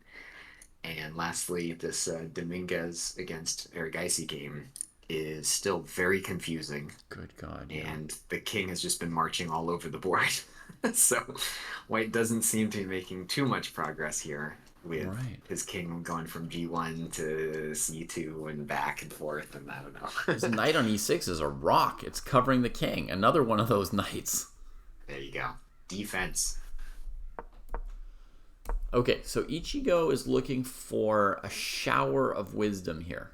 An absolute shower of wisdom on a new opening, which I think is, I was going to say a Queen's Indian, but it's a Nimzo. True. They can switch on a dime. Takes. All right, so I used to play this line as black. Up to here. The Dutch attack kind of version? Yeah. Was B takes C forced in this line, or was there a chance to play queen takes? No, black had played. Oh, yeah, white hadn't yet played queen C2, so it had to be BC, and that's why black's taking unprovoked. If white's queen were already on C2, then you definitely wait for A3. You don't just make this trade, I think. Yeah. So. Well, I have seen many famous games from these positions, and they're always with black winning. But I'm pretty sure these are not supposed to be that good. I think in general it's playable for black. White's plan here is to go F3 and kick your knight back, but the knight on E1 is not going to be good for a while, right? So yep, that should keep black in the game while they're waiting. Maybe I would just develop the knight to... Oh, no, you can't just develop the knight to C6, because then white will switch tacks and take on E4. Also, sorry, is this game going on, or was this a game that he already played? A game already played. Okay. Yeah, and she goes just asking for a shower of wisdom, and I'm trying to find anything. Well, if you do want a shower of wisdom, this would be the exact same structure from one of the games in Bobby Fischer's My 60 Memorable Games. And he played a flawless game there, so feel free to go check that one out. Okay, from which side did he play this? He was the Dutch attack, but it was with colors reversed. So he was playing against, I want to say, the English. It somehow got this sort of position with colors reversed, maybe. I'll go look it up. I'll go get you the link. Yeah. Here's a suggestion, maybe, Ichigo. You could put the queen on H4, because... You know that the knight's not coming back to F3, right? The pawn's coming to F3. You don't want to retreat your knight till they play F3. So you put the queen on H4. If white dawdles around with A4 or rook B1 or bishop A3, something like that, you'll play rook F6, threatening rook H6. You will actually just go do that, because that's pretty good against a pawn on F3 instead of a knight. Right? And if they ever put the knight on F3, you can just put your queen on H5 and she's fine. And now your knight just sits on E4 pretty.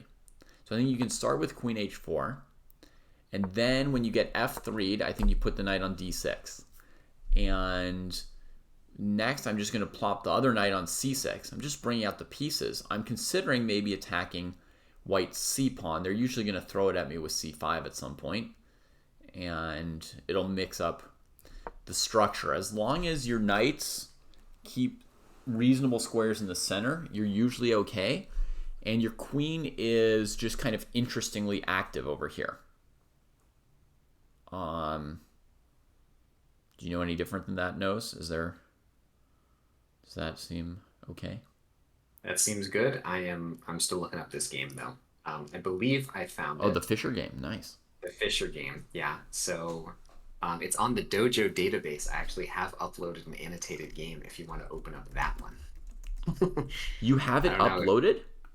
Yeah, I've uploaded Fisher. I was wrong. It wasn't in my 60 memorable games. It was 2 rounds after the Fisher Rubinetti game that you like so much from the 1970.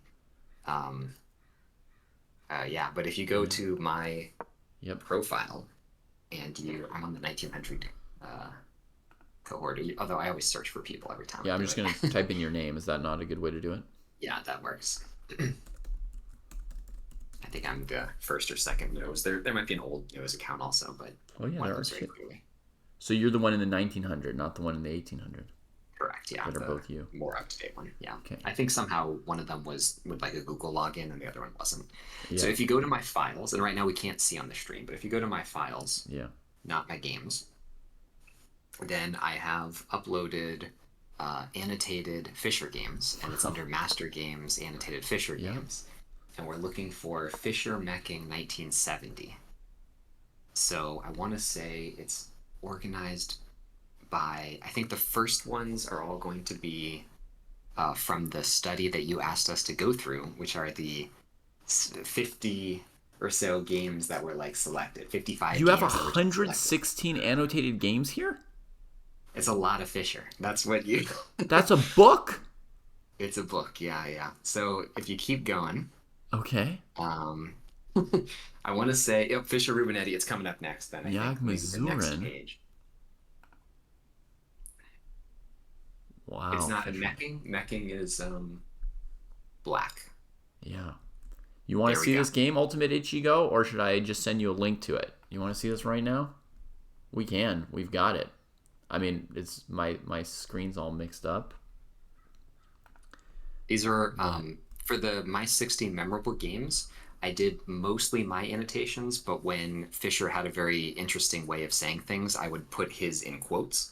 Mm-hmm. And for the rest of them, there were no annotations, so these are just my annotations. But yes, to answer your question. F4 dubious, the prescribed Dutch attack.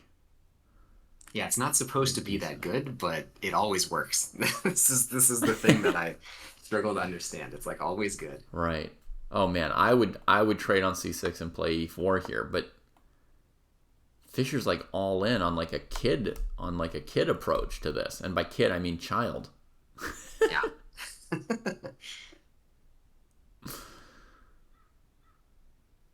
Psychologically, the position is tough for black, but objectively, black's good.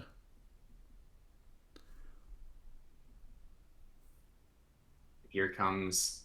It's like already just like tactic central, right? Like rook f3, bring in the pieces. Rook a f1, bring in the pieces. And then rook g3, threatening queen takes g7. It's really nice. Just caveman chess, but it's good. And unfortunately, you're dead. Oops. You're just dead because of the tactic. Yeah, well, if you can't move the f-pawn anymore, the game's over. Because next move, he'll plant his rook on f6, and you'll never move your f-pawn again. So, also, you're mated, right? So, yeah. Right, so, which is why g6 was kind of necessary. Yeah, if you play g6, then rook f6, and then white does whatever. So, this was really dead. Okay. It's a good learning game, or teaching game. The textbook attack, basically. That's how I see this one. This is an example of a textbook attack. And then he wins this endgame like so cleanly. Like it's insane how good the knight is against this bad bishop. Oof. So it's like a great endgame on top of that. King f2, and just like what we saw in the good technique from Gukesh here today. Here comes the knight trying to get to g6 and e5. There it is. And he's got it. Exactly, Clean. Ichigo. The setup can be very attacking. Now, I will say that that Mecking played that game at sort of more of a 1600 level, and you're likely to find honestly just random players rated 1600 knowing that plan and playing better than that now, Ichigo. And especially you're playing 2000 rated players, they're going to put up more resistance against that attack. But Agree. But even grandmasters do play these lines as black, and queen h4 doesn't mean you're committed to an attack. Like, she's just well placed here, I think. She's near the king. She's not getting hit by any minor pieces. Anything they do to kick her back is just creating more weaknesses now, like g3. And, she's out of the way of your other pieces so that you can coordinate knight c6, and then either rook e8 or rook f6. And there's, you're allowed to threaten mate. It doesn't mean that you're a 6-year-old kid or a caveman. Like, it can be part of the game. The pawns are facing the king side, so you should be playing on the side of the board that you own, and that would be the king side. So definitely. Yeah. All right, let's see how things go with d6. Let's just look a little further through this game. f3, so your knight goes to f6. You see that thing where I wanted to put the knight on d6? I felt like on f6 it gets in the way of what your queen and rook might want to do. And on d6, I don't know how much you've played the Nimzo, but on d6 sometimes you pressure the light squares because white's got the dark squared bishop. So this can fit well with switching your bishop to a6. And white's played f3, so your bishop might want a new role on a6. I'm also playing knight c6 thinking that I might go to a5 or e5 at some point with that knight to fight for the c4 square. If white tries to bust me in the center with d5, then I might go more central with e5. If they don't try to bust me in the center, but they play slowly and I've got enough time, I might play knight a5 at some point myself to try and round up the c-pawn. Textbook Nimzo. Right, so here your knight ends up on f6, and white gets to push e4. That's probably slightly good news for white, but not the end of the world. Right, so you make a trade and play e5, so you've got your space. But you see, the knight's gotten off of e1, and this bishop has a diagonal. Relatively speaking, this is what white wants to achieve. I don't know if you felt that when you played the game, because your own moves look like you've played all logical moves. You played knight e4, they played f3, you played knight back to f6, you didn't really lose time because they played knight e1, knight f3. You might have felt like everything you've done is fine, so your position's fine. But I would argue this is kind of a best case scenario for white. They've achieved what they want to achieve. I also feel like there are tactical issues with your center being quote-unquote defended, in that c5 as a pawn stack is not crazy in order to undermine the e5 pawn as well. So they got the bishop pair, and we're blowing open the dark squares to make the dark squared bishop who's angry at you. There are some issues lurking. Yeah. White takes the wrong approach here, by the way, with rook b1 and bishop a3. They're very, very committed to c5. But, well, actually, I don't know if it's the wrong approach. I'll just tell you a second approach. The one I would have played would have been bishop on the king side, and then when you move the queen, rook over here, overprotecting e4. That's the spot that I'm worried about as white, so I want to overprotect it, and then if I get a chance, I'm going to try to increase the pressure on the king side, either maneuver the knight to f5 or bring the queen to a better square. That's my approach. Right or wrong? Yeah. So white commits this c5 idea, and you take the e-pawn. Okay, well, at the moment, my idea of defending the e-pawn is looking better than hanging the e-pawn right now. Strong chess here. Given how you answered it, I'm surprised your queen didn't go to h5 here. But I can say, good job focusing on the light square like you did here. I'm curious, how long of a move, how long did white spend before they hung the e-pawn? Bishop a3 was 43 seconds. 43 seconds, okay. So they just didn't see the pressure then that the queen was exerting on I think e4. they may not have noticed this threat, yeah. Yeah. but I'm not sure why Ichigo didn't trade on d3 and go queen h5 here. Potentially was afraid of knight e6. But sometimes you just have to go in the right direction and hope it works out. Because queen c8 feels bad to me. Well, I guess the idea is queen b7. But it also is weird. But, I mean, the queen's going to sit on b7 basically just to babysit the c7 pawn, right? Because you have no attacks from b7 and not much maneuverability. So you go over here, and white plays this, and you just sit the rook here, and they put their rook here. If they stop with this b-file shenanigans, I mean, now they seem to have compensation for a pawn, no? Or are you going to dig out with knight f8 in time? Maybe. I mean, you put the pawn on d5 and bishop on b2. We still have a really good bishop. Mm-hmm. So now we're playing a position like this, right?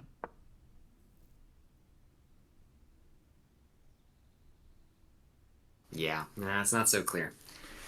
Looks like white has just enough to hold this off of like bishop b2. Something like bishop b2, rook e6, and bishop f6 going for a perpetual. Maybe you could try queen f5 if you want to fight harder for white before you commit to bishop b2. Yeah, we could play queen f5 if we think there's no way for black to improve the position too much, and then go bishop b2. That might even be good for white, honestly, with queen f5. So to me, yes, knight e6 is about to be a thing, but you gotta go in the correct direction. I'd rather lose the c-pawn than lose my queen to that area. So let's see how bad my idea is. I would go queen h5, knight here. Maybe I'd play with knight g4, h3. Or maybe rook takes f8. Or rook takes f8. I'll go knight f8. Yeah, okay. No, that's reasonable. So no run. So h3. h3. Maybe I trade off now. Rook comes here. White's pieces are pretty good. Yeah. Knight h6 maybe? Knight h6 to f5? No, I can't even come there. No, you've got enough support. Not getting where I need to get. Okay, other options. Knight here.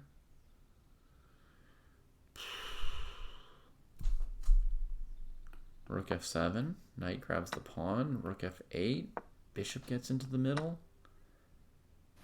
Well, you can also come back with knight e6 and just get the free tempo that way too. Yeah, what are you supposed to do here, Ichigo? You just won a pawn, and now we don't know what to do. That's very interesting.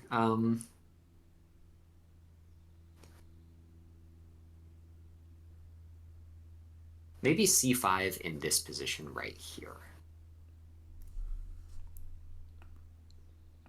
Okay, so you're trying to get the e5 square for the knight? Yes, and also my queen now doesn't need to defend a c-pawn, and I'm still killing your bishop. So white's going to pop you, and then you're going to go out to this side of the board without losing a pawn. Yeah. Oh, we can. Ultimate Ichigo spent almost 4 minutes in a 15-minute game on queen c8, so they were aware that this move was difficult. Good. Yeah. Okay, so what was this idea we just had? We had c5, rook e1, queen h5. Why is black's position still okay? Well, I feel like it's reasonably sound already, but then the question is, can I win? We are saying Ichigo is a different person on YouTube chat right now, Mr. Hockey. Not Michiko, who's a different person on Twitch chat.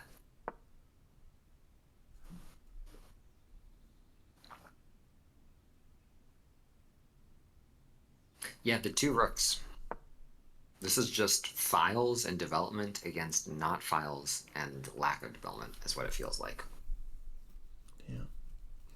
By the way, Eric Icy sacked a pawn to get a queen trade. Now playing what's becoming a basic endgame against Dominguez. I think if we spent 10 or 15 minutes looking at it, we could probably predict what's going to happen from here. I think the complexity level is You know, if what we were doing was commenting this game, we could get it right at this point. I think the idea is to trade the G pawn for the C and A pawns, which is probably a theoretical win. But that's like a 5-second take, not a 5-minute take, so it could be totally wrong. So then, mission accomplished already, right? After F5, which was just played. Mm-hmm. Yeah. Oh, this is because Black wants to take on G3 with the knight instead of the king. Had Black played King G3, there's Rook takes knight. And if the knight moved somewhere, Rook C5, and the F pawn's not getting through. So this is the right way. F5, idea, Rook C5, Knight E4, Rook A5, Knight G3 check. And the F pawn's a little bit of a counterplay device. I only know a little bit about knight versus rook endgames, but my impression is that because the B pawn is very far away, this should be an easy win. Is that correct? Maybe easy for Aragaisi. For me, I would still be struggling a little bit on my certainty. But I guess against Knight G3 check, we could put the king on E1. And then the pawn's not threatening to go through F2 yet. And we have time to go Rook A8 to F8. And then start moving the B pawn. It's probably an easy win. My experience with these endgames where it's down to very little pawns is basically limited to watching the candidates 2020 game between MVL and Caruana, which was like the crazy poison pawn Najdorf game where he like sacked a whole bunch, had this crazy opening theory, and then you got this insane endgame where it was knight and a pawn against rook and a pawn. Yeah. So very limited. A sample size of 1. If Black could play Rook A E8, this whole position would be okay. Yeah, if you can move your queen and play Rook A E8 in the same move.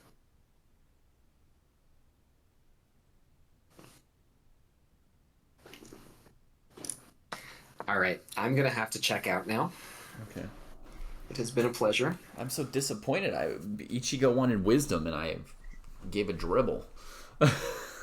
Yeah, maybe the game is interesting. If you actually had the link, maybe you could drop it also in the YouTube chat to the meching game. But I agree, it's not as high level as I was hoping. No, it's fine. I just think Ichigo's opponents are going to play better than meching. Actually, possibly. That's my concern. But yeah, I'll send him the link to the game. I still have it over here. I don't know if links go through on YouTube, but I think if you do it, they should. If it's although you sometimes comment as D Pruess and not Chess Dojo, so maybe it won't. But yeah, let's see.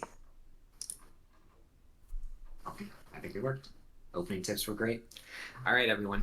Thank you. Good luck to you, David. Yeah. Thanks for joining us, and thanks for helping us to cover the Olympiad here this morning as well. That was very nice. I think there's a lot of people who are enjoying watching that. Oh yeah. All right, have a good one. All right, cheers. Peace. Awesome. Well, that was great. That was very nice.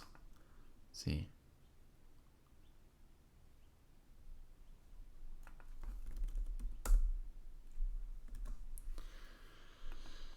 All right. Ultimate Ichigo. I also looked at Queen G6, and you could sort of grovel this position, some version of this kind of position with the rook on C8. Hope to eventually chase the knight out. Again, it's not as great as what we were thinking or hoping to have, right?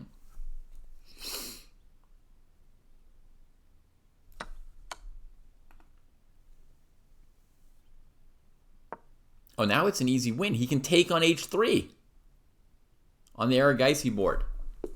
Completely over. if you guys are following down there. Rook takes h3. Then you freeze the opponent's king on the h file. Oh, it's so basic and evil and dirty.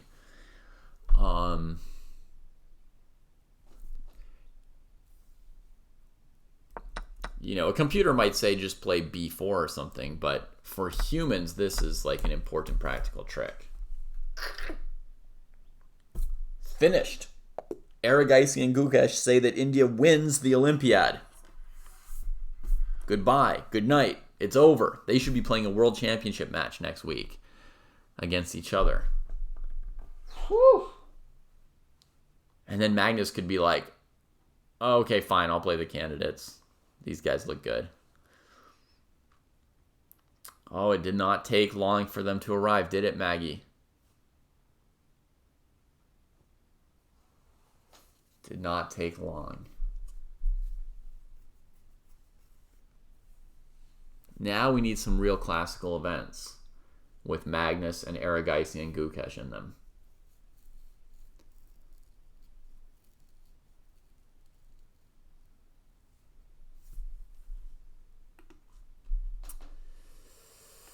Okay, Ichigo. Well, it was not all the wisdom it could have been, but at least you got a sense of how I would think about these positions, even if it's no better than how you would think of them.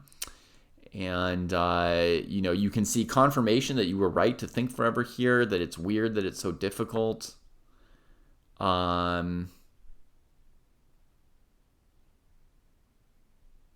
Yeah, crazy. This knight g5 move was actually pretty good from your opponent. Really posed problems. There was no simple solution here, no d5, no h6. Nothing is easy.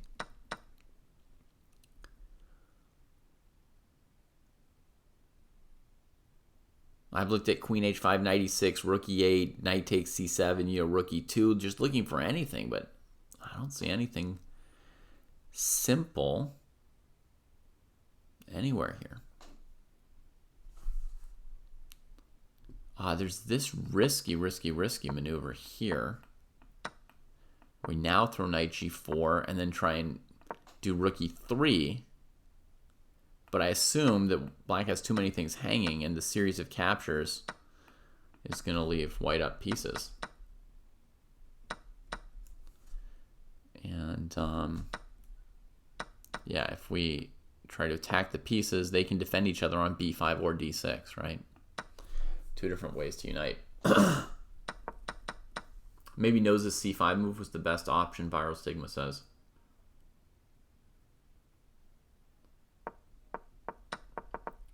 Okay, cool. I mean, cool game. And let's see how you dug out with the queen on c8. This is surprising. I think your opponent was just too into this c5 idea to trying to crack things and should have really adapted to going after light squares. You know, here, rook e1 to e7 makes a lot of sense to me. With the queen heading off this way, and you want to keep the option open of playing d5 at some point to use your outpost, although you don't just rush d5 because black gets knight e5, but you want to play around with that option. And now the knight doesn't go to e6 after all, which is odd.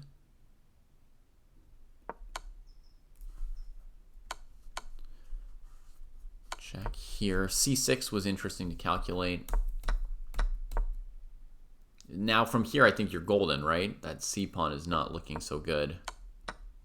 And when I say golden, it's still a complicated game. Now it's not. Intense. Fantastic game by both sides. All right. So.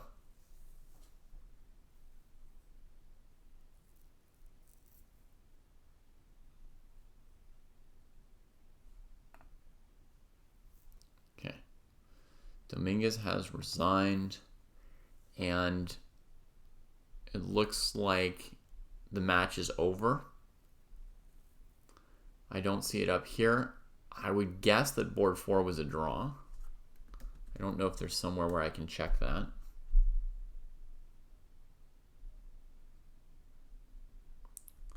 Magnus won today. Aronian and Vidit drew. Okay, so that's confirmation. And Abdusatorov and Dingley Ren drew. So that's a good result for Ding. He drew with black against Noterbeck. I'm sure Noterbeck tried to kill him. So that's a good result for him. Kamer won another game. Wei Yi beat Yakuboyev. So China probably beat Uzbekistan. Oh yeah, Yu Yangyi beat Sindarov as well. They got murdered. Wow. Good result for China. Good result for China. All right, and we're going to take this extra little corner board out of our view here. Delete that. And in our info, the voice of nose is gone.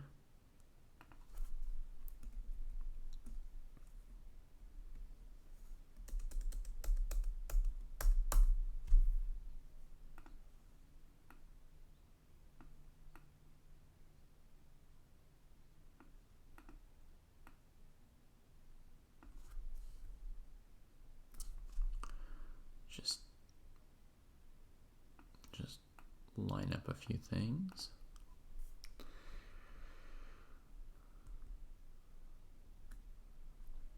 All right. So no moves here. Dwight D, it's your move. We're going to go click on somebody else's game. Was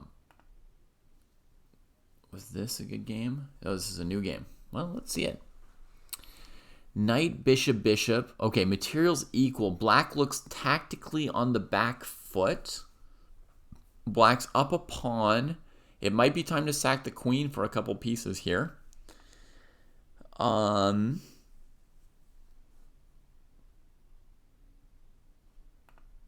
could be done with knight d5 to c7. Or queen c1, but then knight e7 check, huh?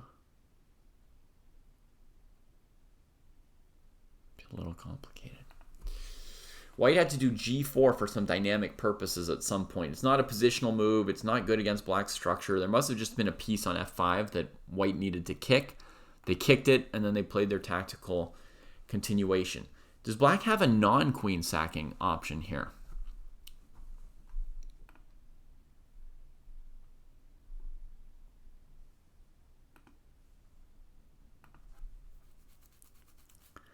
Like queen d8.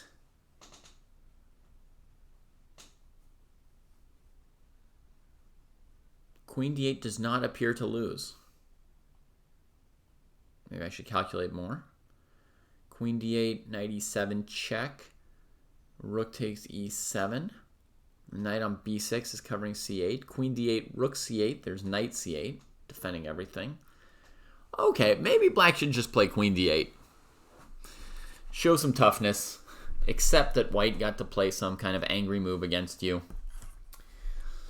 Let me grab some water while black ponders this. White only has 5 minutes, and they're just getting into the middle game. So this is going to be a time pressure game, I think.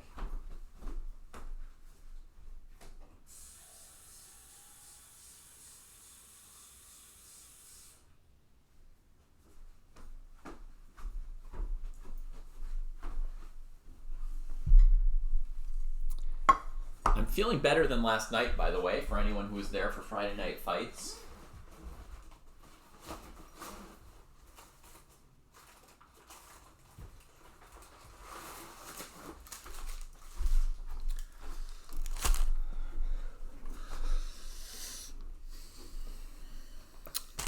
My will to commentate and my will to live and my overall energy succumb to the nonstop headaches and pressures of being a parent. And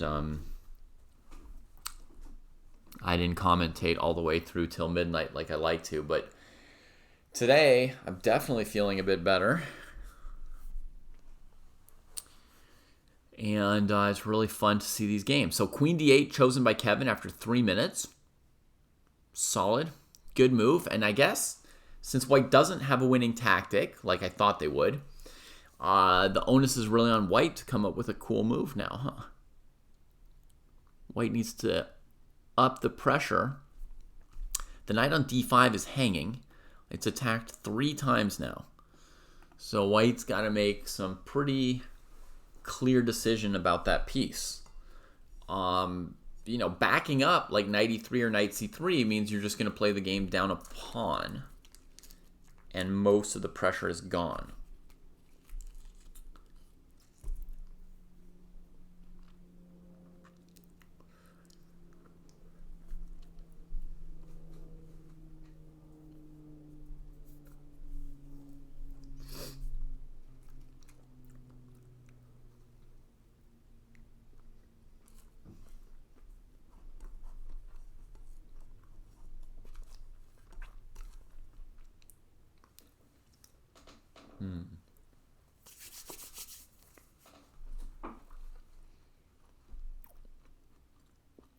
And Joao's down to 3 minutes, so yeah, it's tough. Is there knight c7? Trying to win an exchange? That's a tactic that I didn't see before. We have to keep the knight defended, so we can't recapture that way. But the rook is genuinely trapped by this, right?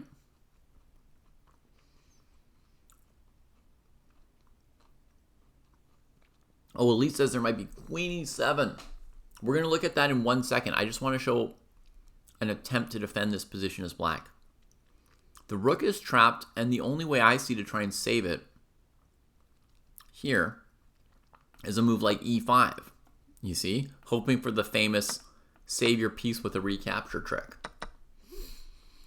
Then there's bishop g5, f6. Thank God that our knight's covering bishop c4 check. No, the bishop's on d1 now. Help! Oh, God. If white captured, this might have worked out for black. You see, we pop the queen and then we try to recapture. If this queen could attack the knight on b6, white would still win, but the queen is pretty far out there. I guess she's got g3 to b3.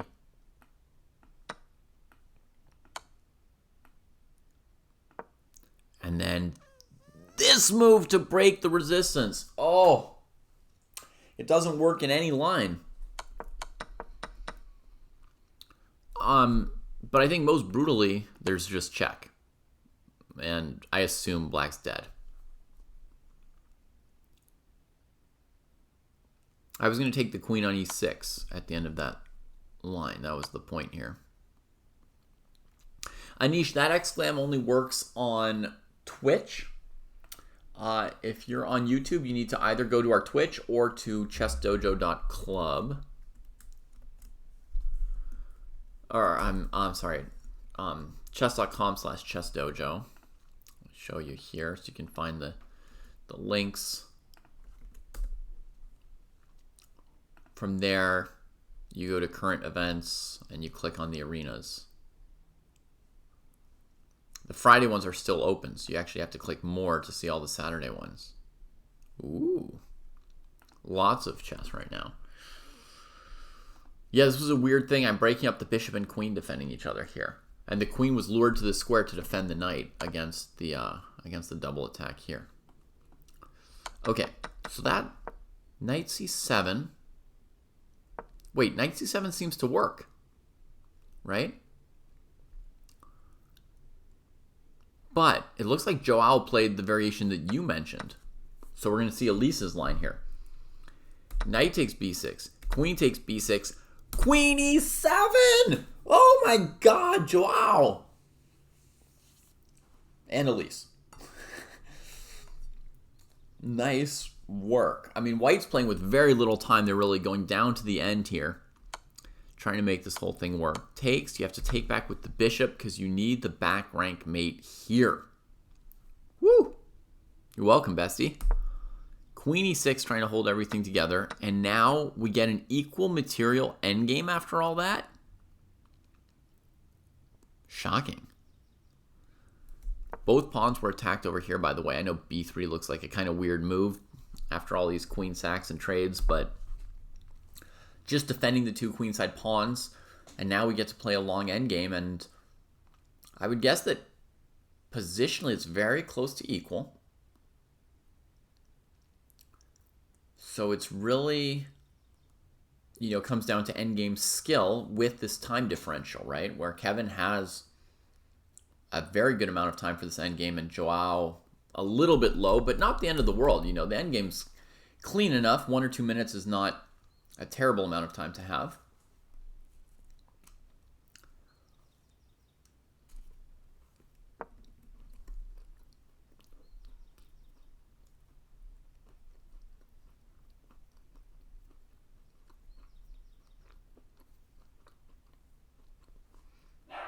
I'm not really sure what they're doing with the bishop maneuvers here, honestly.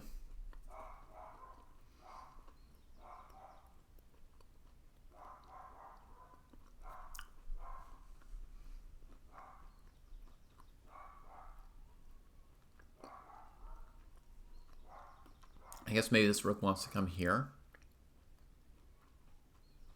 Maybe this bishop maneuver keeps the rook from coming to c7.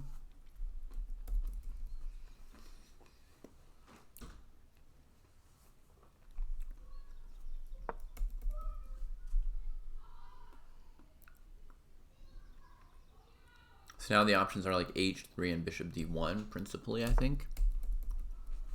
h3, simple enough.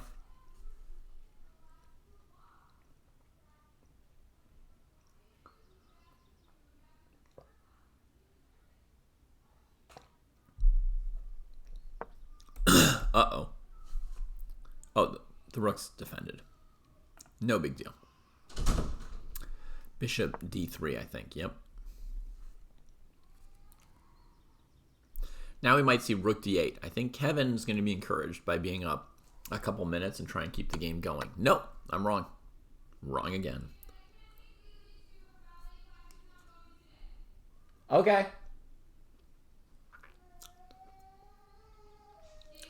I said okay. Can I talk to you, please? Yeah. All right. I'll be right there.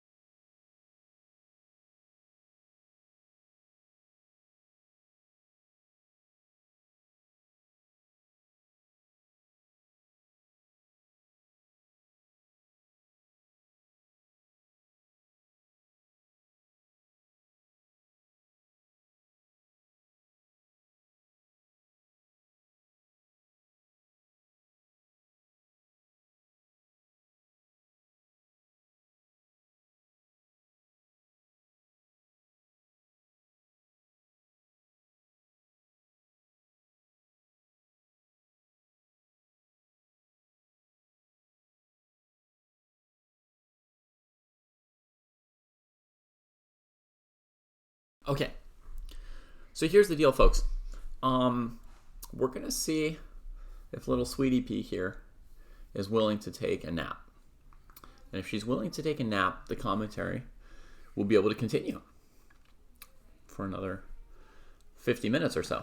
But if she won't go to sleep, then we'll have to stop. I think she will go to sleep. It's just going to take a few minutes. Okay, so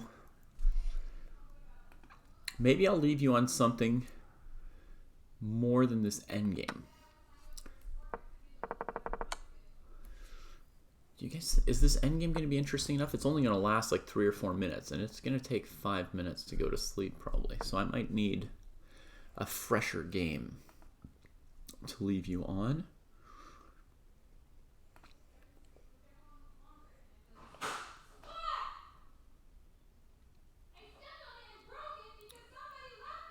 Oh. This one only has 3 minutes on it.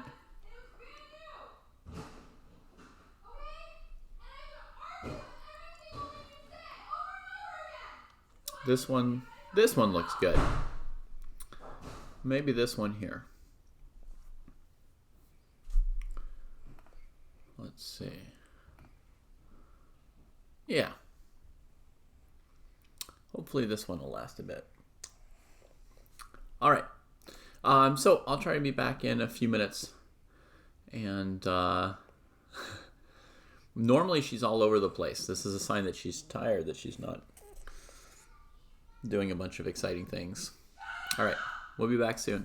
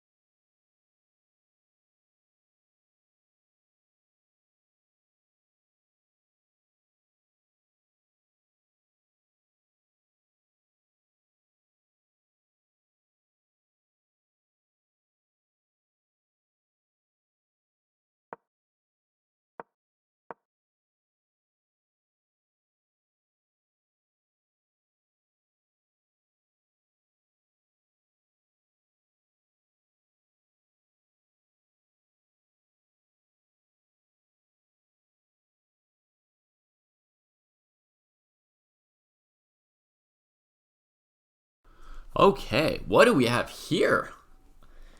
They played it all the way to a king and pawn ending. Awesome. Awesome. And what's the result of this king and pawn ending?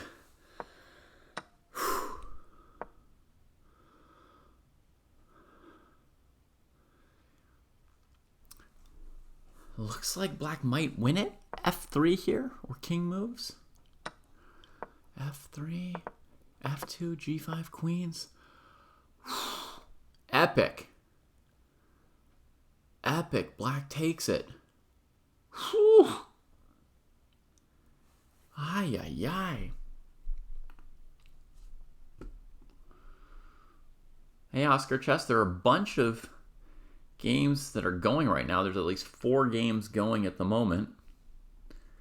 Hopefully you'll get a new pairing soon. Sorry you've been waiting a few minutes.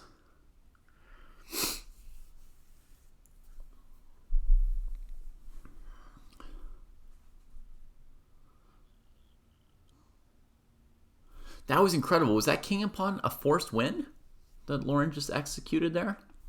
So it was F4. King here. Now if you go F3 check, king G3, you might lose as black, right? So goes here. If the king goes back, then black's going to play F3. So yeah, it looks like this is the only move. But now you get zugged out, pushed all the way back. Oh, it's a great endgame.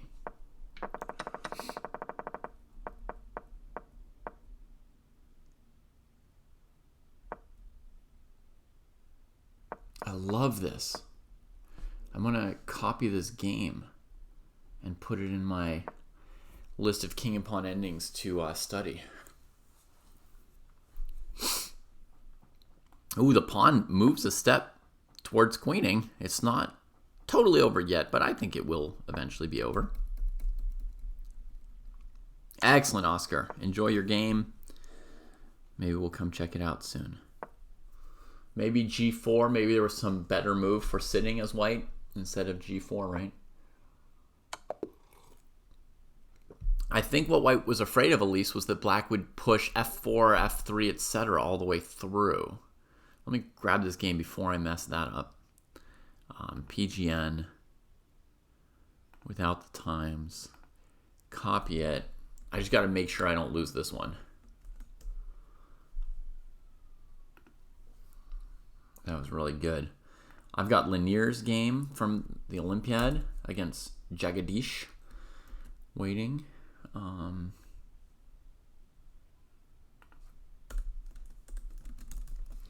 Added this to my list. Oh man, just love them. It's like doing fun basic arithmetic. So presumably, white's concern here was that if you just keep going king G2, king G1, that black's going to go F4 and F3, and then eventually you get zugzwanged out, and the king takes it.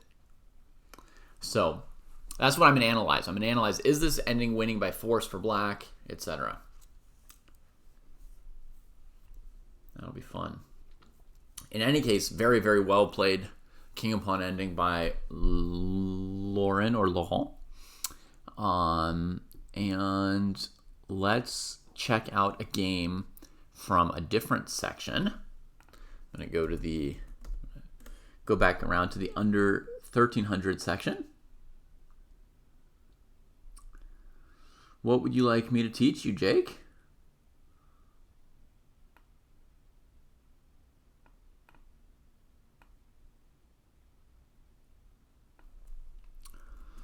Let's find a nice game here under 1300.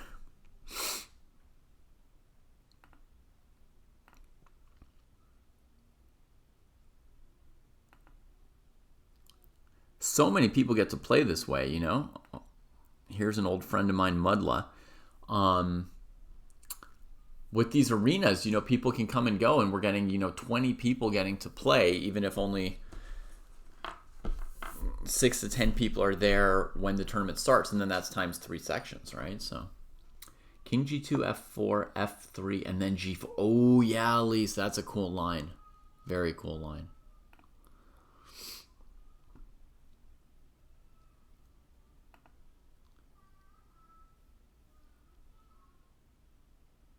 That's a really cool line. Okay, so what's going on here? We got knight and bishop against rook and a pawn. c6. White's got to keep their eyes on queen d1 here. I think there was just some trade on f2, right? Check here, went for it. Yeah, and that's not a good trade there for black. So now the playing Viking is ahead a bit here. After those trades on f2, little advantage for white. The knight and bishop are a bit better than the rook, especially, I would say, in middle games. In end games, sometimes the knight's power really dips and the rook can be really strong. But in a middle game, the knight and bishop should try to whip up some attacks.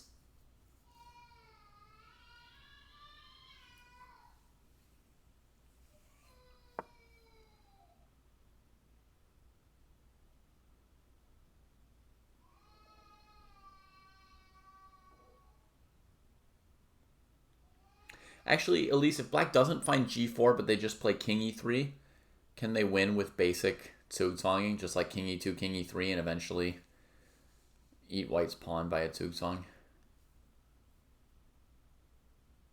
The knight's power grows during bullet, Viral Sigma? Well, that's very different than chess, isn't it?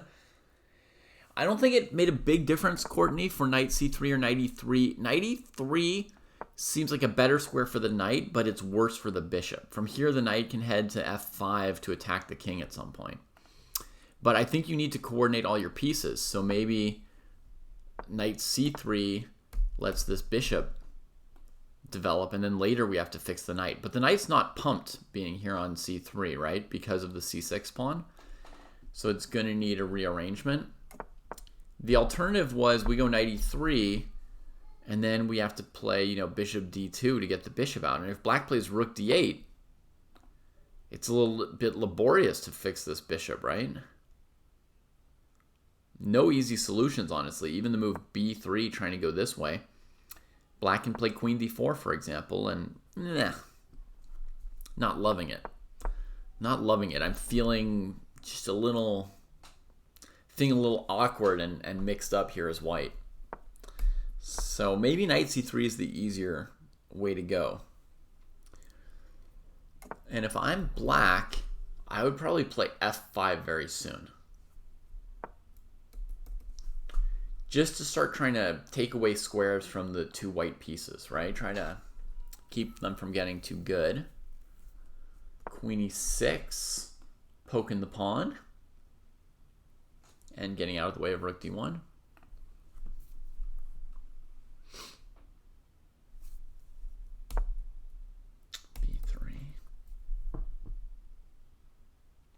I didn't, Bestie. I was switching between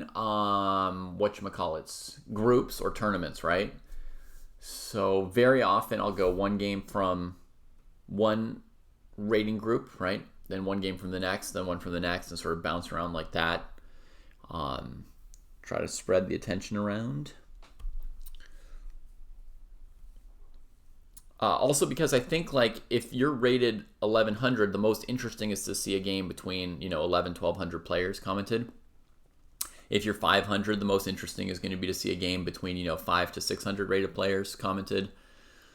1700s are going to want to see games between 17 to 1800s commented. So I think it's important to bounce around. Yeah, I mean I'm not harsh about the fairness either, I'm not extreme. I'm for fairness, but I'm not for racking my brain to be as extremely fair as possible. I give myself some latitude to just do whatever's cool as well. There's multiple, what is it? It's like values, right? There's core values and values, right? So there's multiple values. I want to do a mix, but I also want to do, whatever I as a teacher think might be cool, or whatever I as a chess fan am interested in myself. I also give myself what I want sometimes, Somebody plays an opening I like, I click on that game.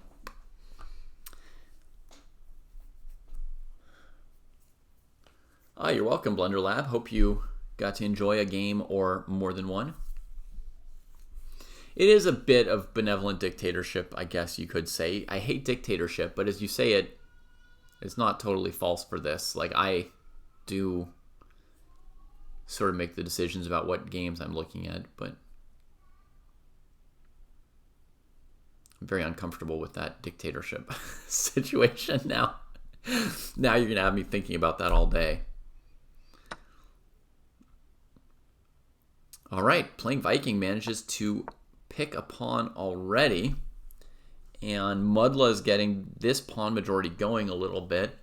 But this one stopped at f6, and then this one tried to advance. It's actually slightly inconsistent, these two moves, I want to say, because if you want to advance, then you want to play moves like f5 and g5.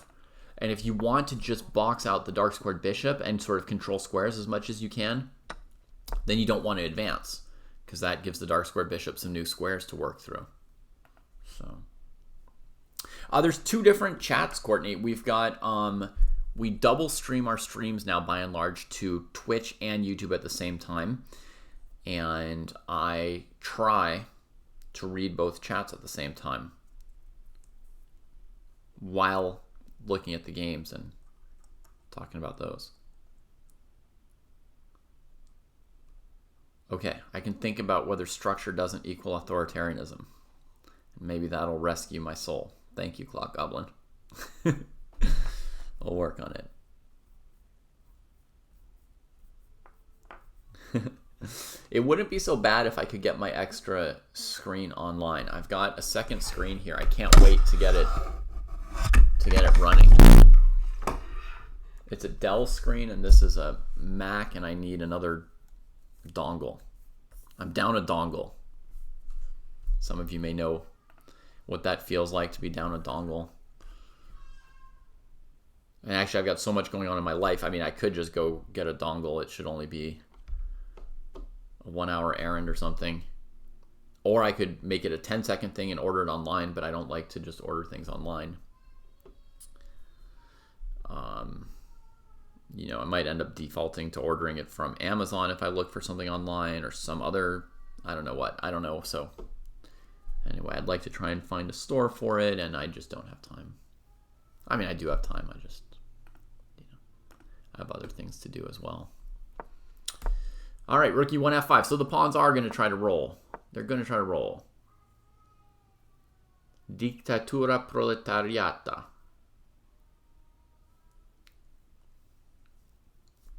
That was probably Latin, and I said it like it was Italian. Dittatura proletariata. I mean, I don't know if anyone... Does anyone know how Latin was pronounced? Has anyone been able to figure that out?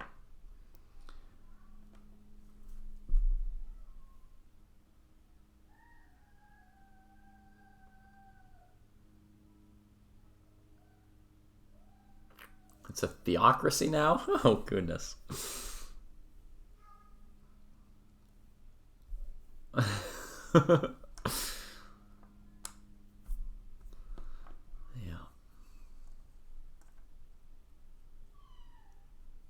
That's Russian? White blundered and black missed it? Really?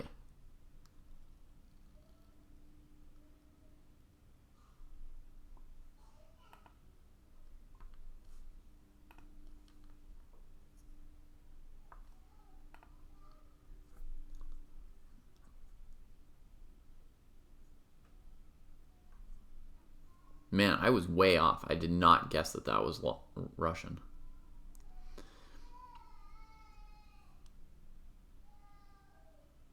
Okay, now I would guess that it's Russian, but not be able to read it. Okay. I see like a K and a T and a T. Dictatura.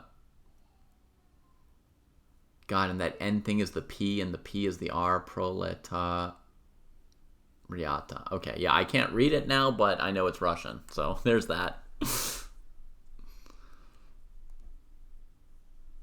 Yeah, I am familiar with a dictatorship of the proletariat, yeah. I know the concept. All right. I also know the concept of pawn majorities. So black's got a pawn majority, and white's got a pawn majority. And there's a theory in chess that you want to play more in the area where you're strong and play as little as possible, but defend as needed in the area where the opponent is strong, but not like initiate fights where they're strong. So it's logical for black to expand these pawns, and it's logical for white to try and expand these pawns. Bishop e3, rook c2. Okay, so there was like a little...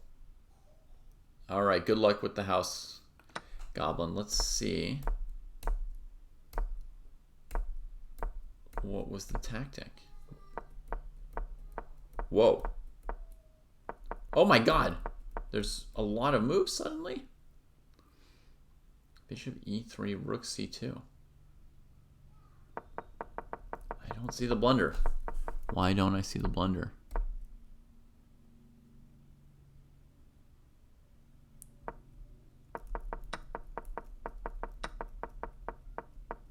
Somewhere in here there may have been a blunder, folks. Bishop takes a7, rook takes a7?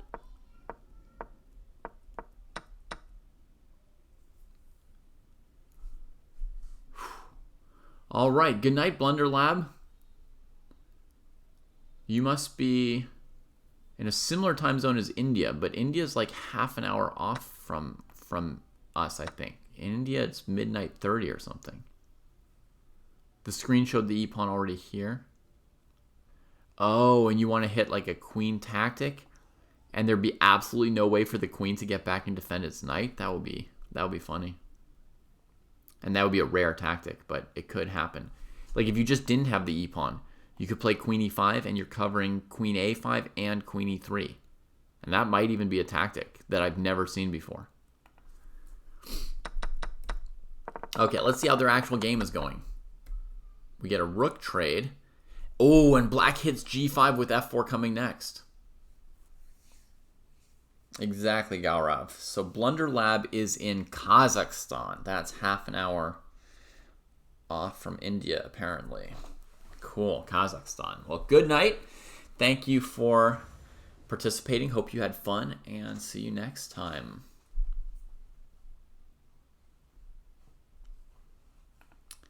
G5. All right. See you next time, Courtney. Have a great day or night, depending on whether you're in the US or Kazakhstan or Brunei.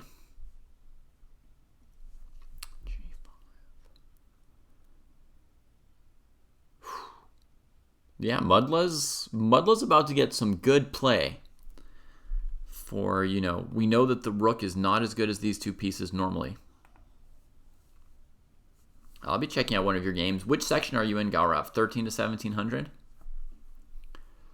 That's what I'll be looking at next after playing Viking versus Mudla.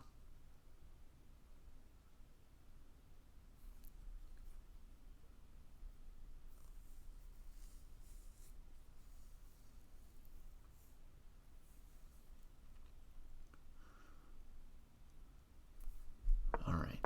The knight came back. H6. Okay. So black could push with f4, attacking the bishop, but takes time to hold this hanging pawn and defend the dark squares better. The Leviathan in the under 1700 section. Cool.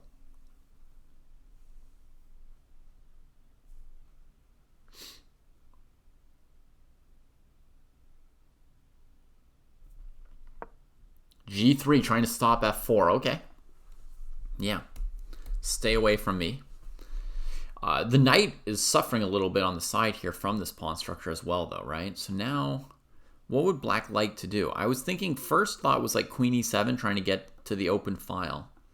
But then I had this idea, b5, sack a pawn and try and get to a1 with the file we're already on. KP Koi, you might be right that the knight might have been a little better on h5 here. That is quite possible. It's just a little bit more threatening near the black king. It's also a little bit cut off, right? So you were going to put your bishop here. And then... Oh, and then you can always get back into the game through f6. Yes, you're right, KP. That would be a very good continuation for white, actually. It ensures the knight's activity. Okay, let's see what's happening in the game. That was a good point. Black played queen c7. So black's looking for rook d8, like I was saying. And white is planning to reposition the queen into here. You might not want that, black. You might not want to allow that. We might want to play a move like queen e7 or king f7 or something to keep it out. No, Mudla goes ahead with the plan, takes the file. Now we'll see if Viking enters the position here. Jadoob, my little tea biscuit cake thingy.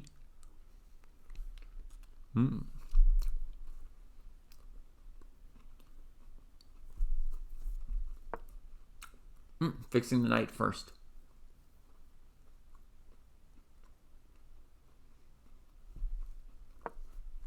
On the one hand, this was the opportunity to get in. On the other hand, white wasn't sure about letting this rook in.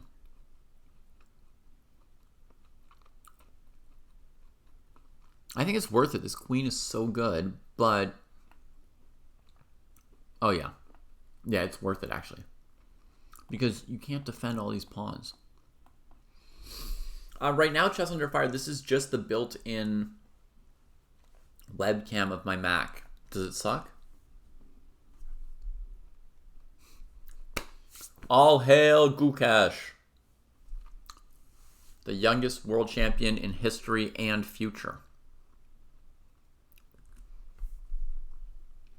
Okay, we got knight f2.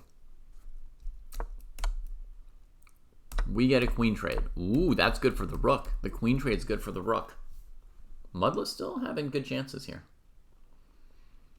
Still having some chances. Yeah, the knight is not very good in this endgame. It's going to struggle to show an advantage.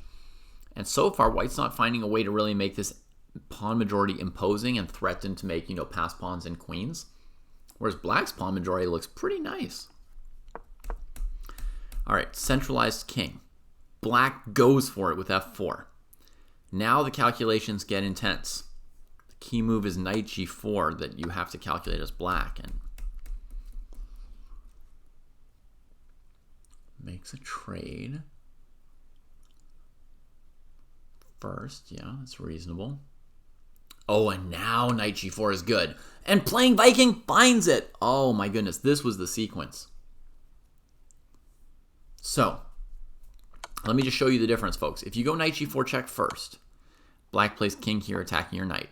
Now you can't trade anymore. Your bishop's attacked, but your knight's attacked. So you have to go here. The king comes here. Now if you move the knight, you lose the bishop. If you move the bishop, you lose the knight. And if you take on f4, they take the knight. You get this, but it's not quite great for white. Maybe drawing. Maybe some drawing chances. But with this move order, check first, check. If the king goes here, you can take with check. And if the king goes here, your bishop can defend the knight, right?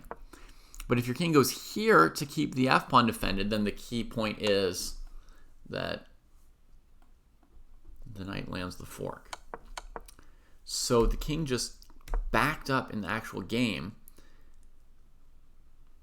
And now can playing Viking take on f4? Or is this a brilliant, brilliant move from Mudla with the idea of king f5 forking?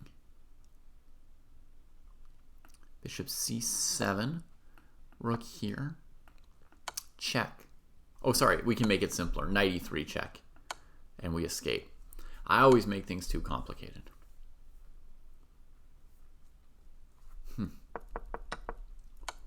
Okay, here's the game position. After king e6, playing Viking is thinking carefully. Yeah, that's a scary pawn to take on f4, but it's also your one chance to take it, and it's scary not to take it. So you just have to invest about half your time figuring out if you can take. Tuck.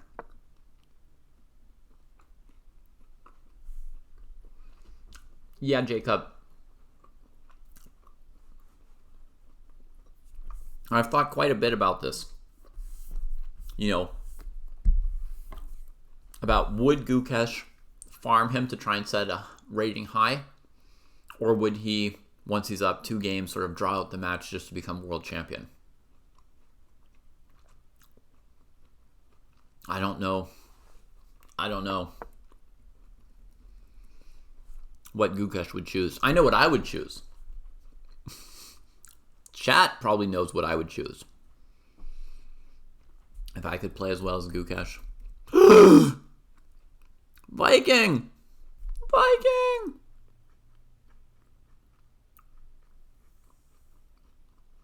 Sure, Stigma, you can bet on white right before this move. Oh, no, rook takes bishop!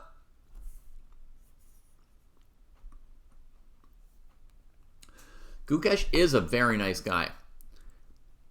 And he could definitely, when he's not playing his game, it could definitely occur to him to feel sympathy for Ding, right? I mean, we can all be worried about Ding's health. And if you're Gukesh, you know, you're a really nice guy, and you're young, and you're only vaguely starting to understand questions like around the mental health of adults. You could have some fear that you'd basically be murdering Ding in real life.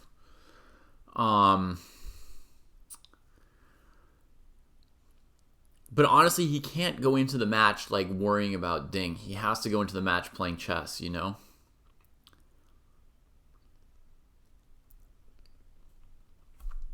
Like, if the other guy shows up, what are you going to do? Refuse to play because you're afraid that you're going to make them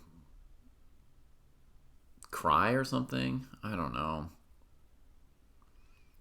I don't know what to do.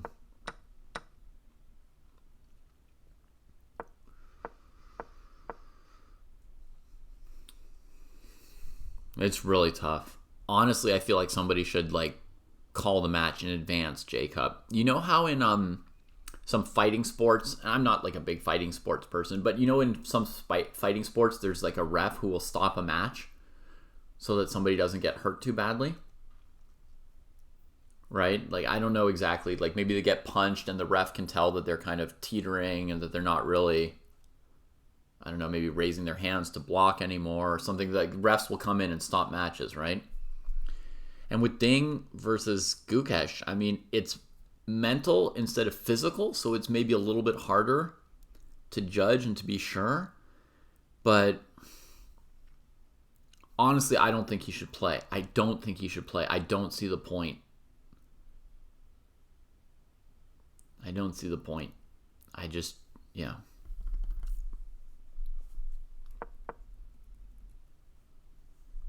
This knight on e3 is amazing, holding the board together, huh?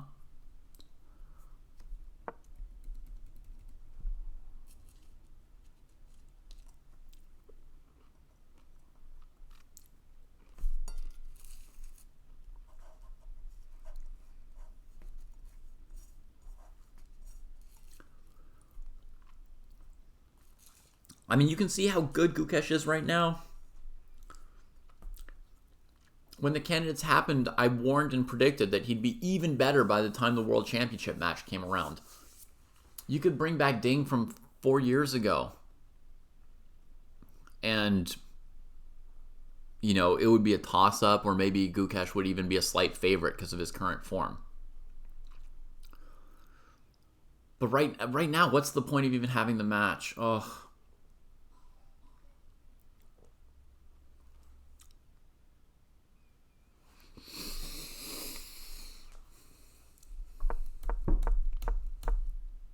Wow, playing Vikings, playing this endgame so well, folks.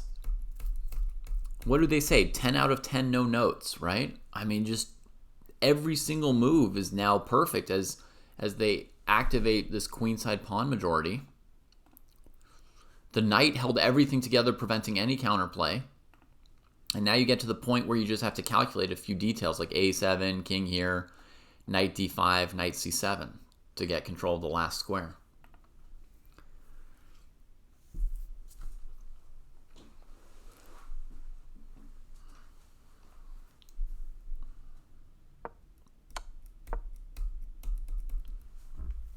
Okay, I'm not sure why the king did this maneuver. Playing Viking is out of time.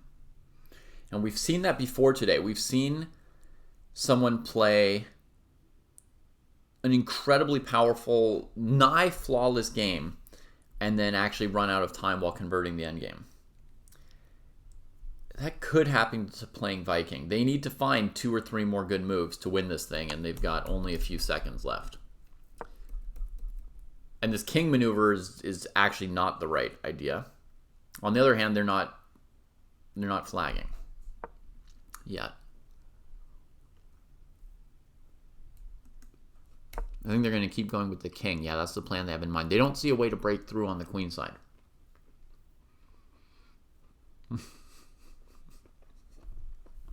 Nobody needs to train bullet. Well, actually, I had a student who once needed to train bullet.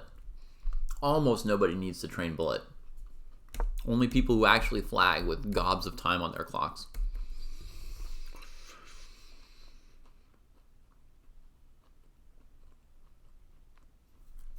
Excellent chess under fire. Good luck with that.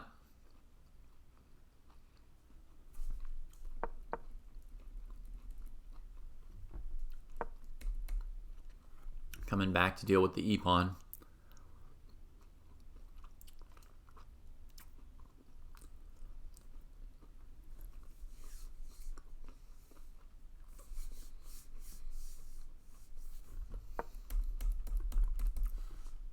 Oh, there's a chance to move this pawn 1 step forward.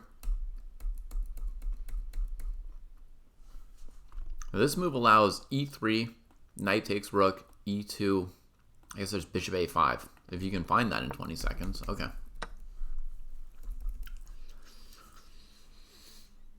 Gets rid of 1 terrifying pawn and still has 28 seconds.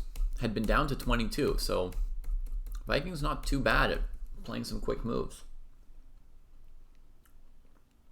As soon as I say that, they stop moving.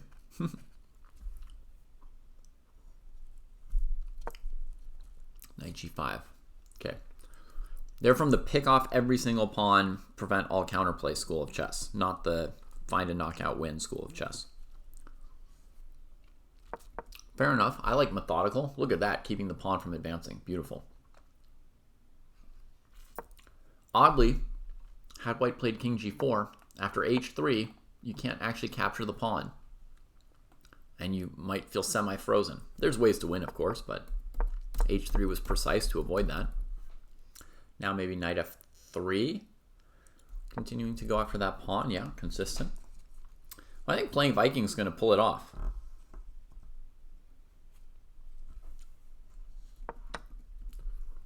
Epic game. Epic endgame. Most epic games are games that have epic endgames.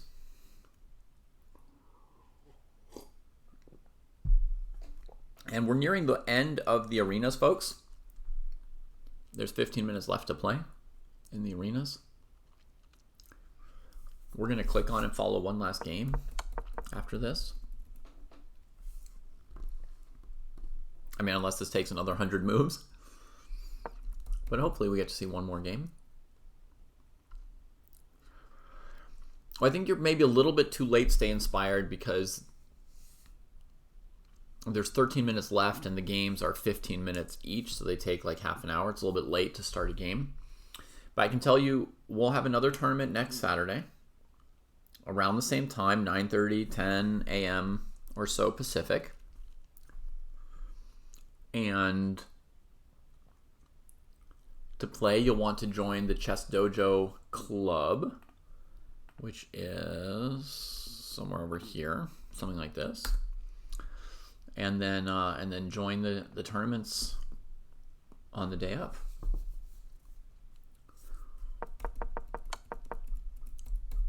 Now Black's in Zugzwang and can play rook takes b6. They find it! Oh my god, Mudla saves it at the last moment! The slow but steady method sometimes does that, you know, by taking every single pawn your opponent has and slowly putting them in a box. It's actually the style of play most vulnerable to stalemates.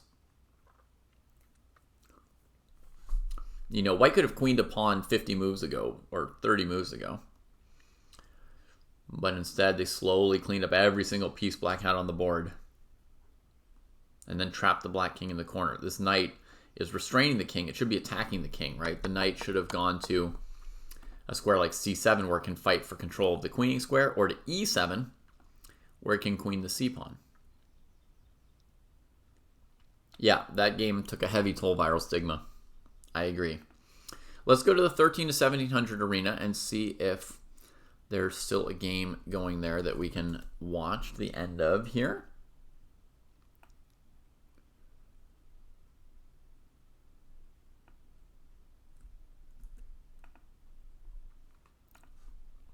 And before we do, Elise points out that at the end of this game, after rook takes b6, white could still win by not taking the rook. Just go h7, h8. Again, calculating, looking for a precise win, trying to queen a pawn versus just slowly taking everything your opponent has, attrition style. All right. Ooh, that gives me an idea for a rhyme. A magician of attrition.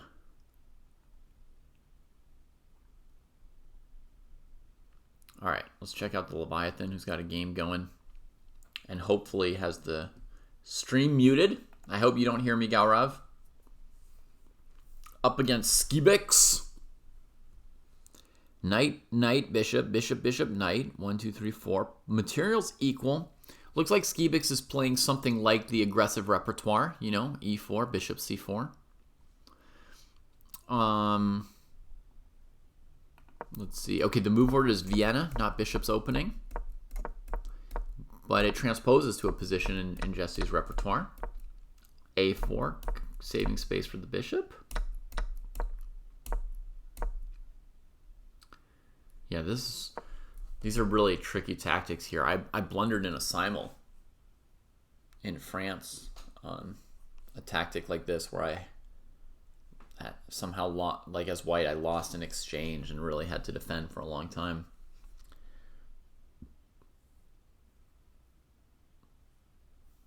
Yeah, that's right, Ashley. Great. Bringing the knight to c7 would have been the way to use the a pawn in that epic endgame.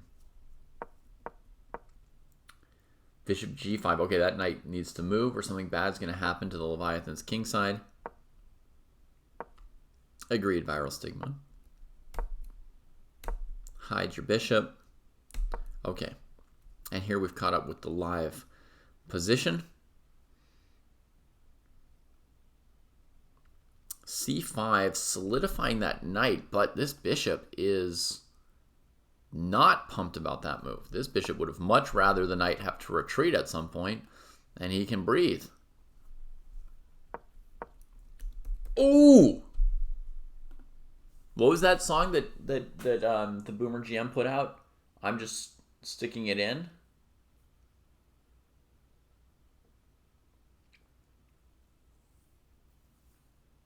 I don't know if Charlie's still around to confirm it, but I think that's the line from the Boomer GM banger. I'm just sticking it in. And that bishop, what a square. Defended by the pawn, radiating your light squares. Ay, ay, ay. That's a powerful move from Skibix. I think, looking at this, I think a lot of people would have wanted to go knight c3, knight d5, because you're so used to associating knights with outposts, right? But here I love this move. I really love it. I think it's nice. It just feels like power to me. But let me ask another question. Could we play the famous, block you in sacrifice? Oh, we don't need to because the f-pawn can't even move at the moment. Okay. So what if we stopped doing positional moves and just tried to wreck the king, like played, I don't know, queen h5 and stuff? Are we worried about knight c2, I guess? All right. So the game goes on. It's pretty exciting. This knight might want to maneuver through e6 to f4 at some point to clog up white's kingside attacks. Very interesting game between Oscar Chess and Big Jive. Excellent. Excellent. Okay, rook b8 is the move. Maybe unfreezing that pawn to move the b pawn. Skeeb gives the knight a little kick. They say every now and then, somebody needs a little kick in the pants, right? They say that sometimes about people who seem to be idle in some way.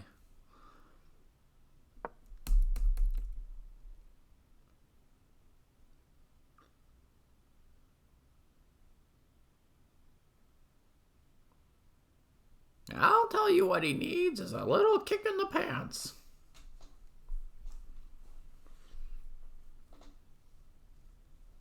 Ooh, Oski and Oscar.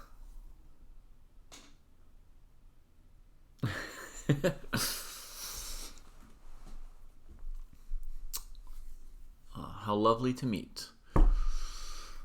All right, so Gaurav getting a little low on time here in the middle game. Wondering to what extent White's threatening to trade on e6 and try and pick the c5 pawn. Lashes out here on the queen side for space. That was the point of rook b8 and bishop a7, was to break out like this. Now, does White take en passant to open up the rook or trade on e6 to try and win a pawn? All right, they just play it nice and positionally here. And everything's good about White's position. 2 bishops, good pawn structure, rooks on open files targeting sort of slightly weak spots.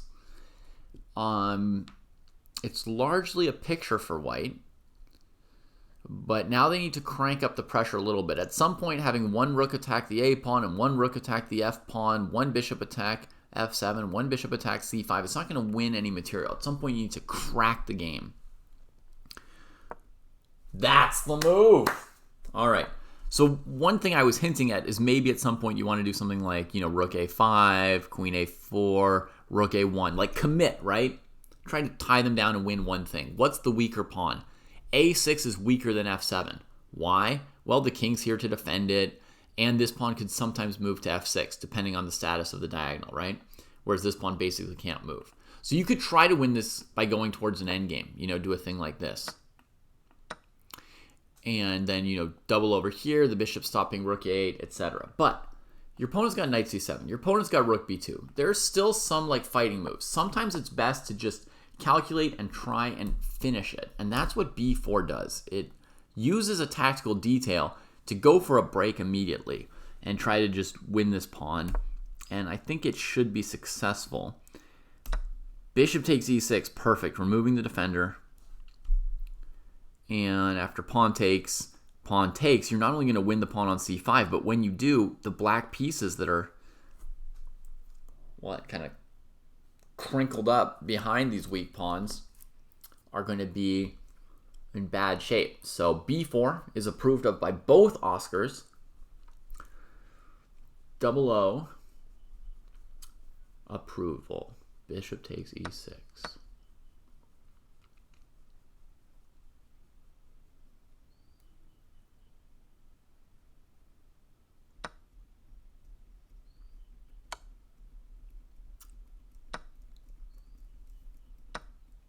Oh, Skibix! That was too pretty a move.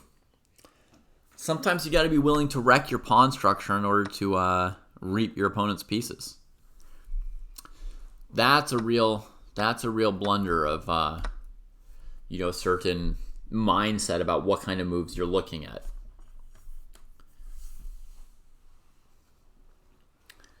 That's the positional attritional approach.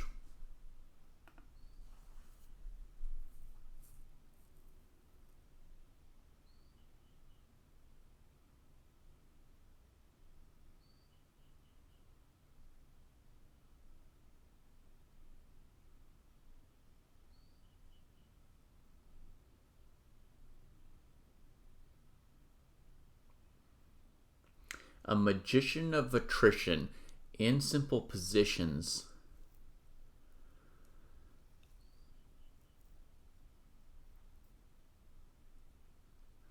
Not a tactician, but he's getting close to winning.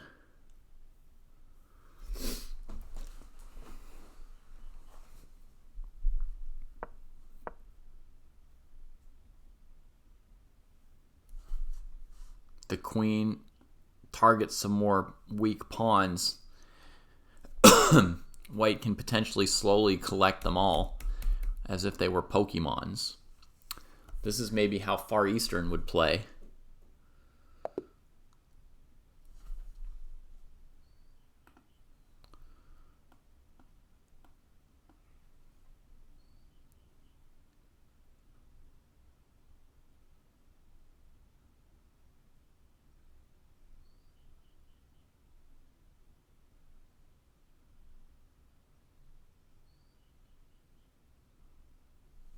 All right. Good game. So that's probably the last game we're going to be able to comment since there's 1 minute left in the arena. Let's just talk a little bit about what happened in this game really quickly.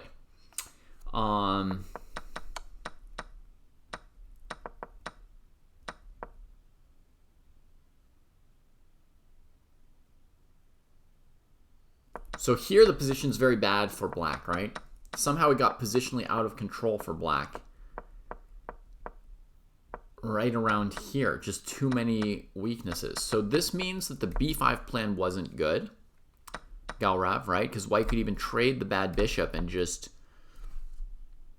have too much pressure against these pawns, and the bishops are too undisputed here. It seems to be a good bishop position. Why is it a good bishop position? The knights are limited by white's pawn structure successfully, so they don't have any great outposts. And the bishops, when the knights are sitting ducks without amazing outposts, the bishops can sort of maneuver around them and strike at targets. So b5 doesn't work as a plan, which means that indeed c5 was a big positional mistake here. Giving white the d5 square and blocking in this bishop and kind of forcing you into what are you going to do about this, right? And the b pawn plan was consistent with the c pawn move, but it wasn't strong, right? So I think here this was a bad plan, and if you want me to suggest a different plan to you, I would suggest king h8, getting off the line of this bishop. That frees your f pawn to play f6 and f5 as needed. And I think maybe, it's weird because this is your best placed piece, but I think maybe you should also strongly consider... Oh, let's congratulate the winners of the tournament really quickly. We've got Skibix with 23 points and Doozer with 16 points in first and second places, way ahead of the rest of the field. And then Clutch EZ, who we saw play a nice game today, finishes in third place with 7 points. Congratulations to them. So what I'm thinking is, Gaurav, use this knight on e6 and maybe hopping into f4. Your opponent's got this light squared bishop, so you want to try to play them on the dark squares. And then the knight on d6, which is right now doing nothing, it can go through b5 and try and take over the position at d4 once the other knight vacates it. But this is the piece that we need to do something more with, but I think it starts with knight e6. Melt like butter. India will have to play a new opponent. They can't play the same team again. They can't play China. So if the next closest team after China is Slovenia, then that's what it'll be. It'll have to be Slovenia. Let's see. Hungary and Serbia drew, so they're probably not as high. China beat Uzbekistan. Oh, and Uzbekistan already played India yesterday. They drew that match. Armenia, Ukraine is a draw. And Slovenia beat Netherlands. Yeah, I would believe that Slovenia's up there near the top now. Wow. That's a pretty big upset, right? Again for Slovenia? Well, let's see. Fedoseev versus Anish. That's an even matchup, I guess. Jordan Van Foreest versus Demchenko. Yeah, it's a noticeable advantage for Van Foreest. Erwin Lamy against Jan Subay, who I don't know, but has a 2600 performance. So he's performing at Erwin Lamy's level, even though his rating is not there from the past. His picture looks pretty young, so he might be good. And then, oh, and now I've lost my place. But is there board 4 that won? And that's Benjamin Bach against Matej Sebenik. Okay, I know of Sebenik. I mean, Bach would be a favorite for sure.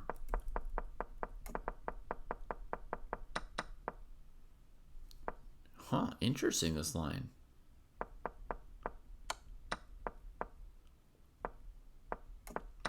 Obviously, they both knew it pretty well up to this point. Man, black sacks the pawn and is just all in on the counterattack here. Whew! This was a hot game with a lot on the line. White brings the queen around, defends. The king is up 2 pawns. But the attack keeps coming.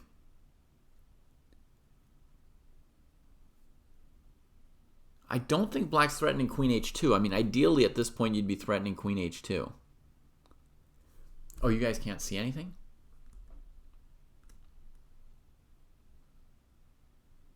Well, I'll just tell you, it's amazing. I deleted the secondary board from the screen. Yeah. Let's see, what can we do? Can we put it up here? Now that the arenas are done.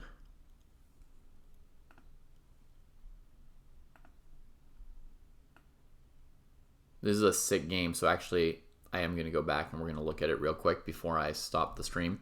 I have to get back to you know, my family and the weekend now that the tournaments are done, but real quick, this is a decisive game. It's a huge, puts Slovenia in a huge position here in this tournament. So look at the time that Sebenik had at this point, right? I mean, almost full time. Bach also playing pretty quickly here.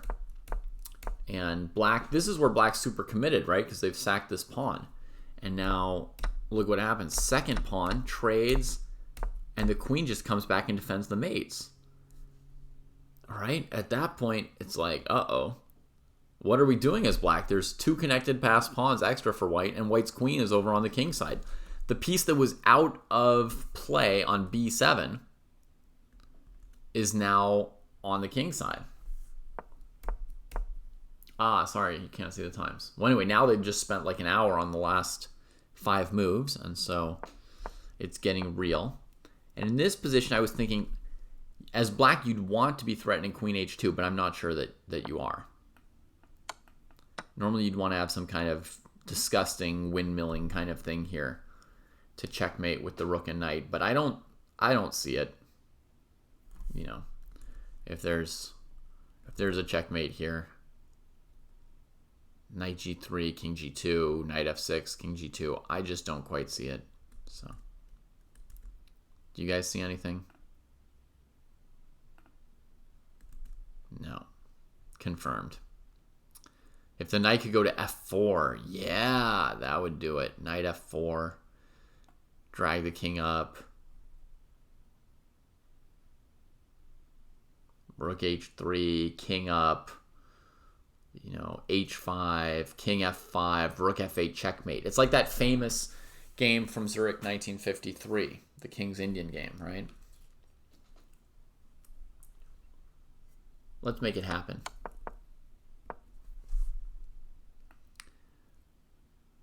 Do do do do do do do do do do. We took away the f pawn. A pawn. Boom.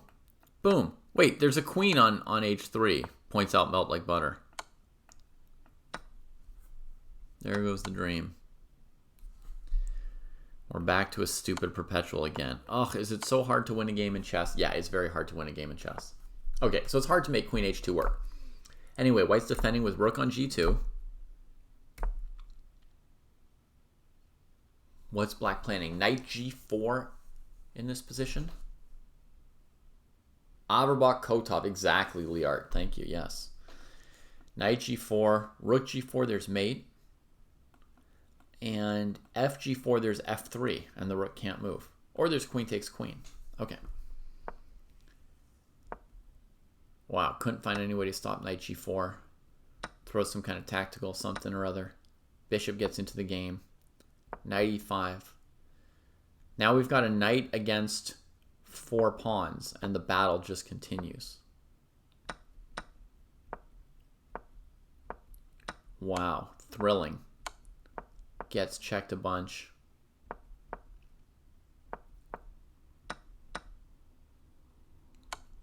What an epic battle. Oh no, without the bishop it's over.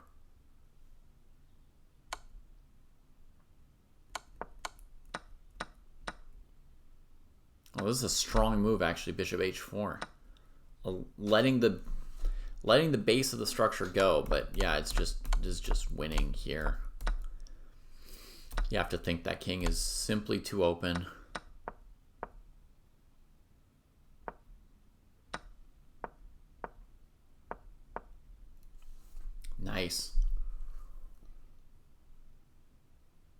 Jeez, what a game.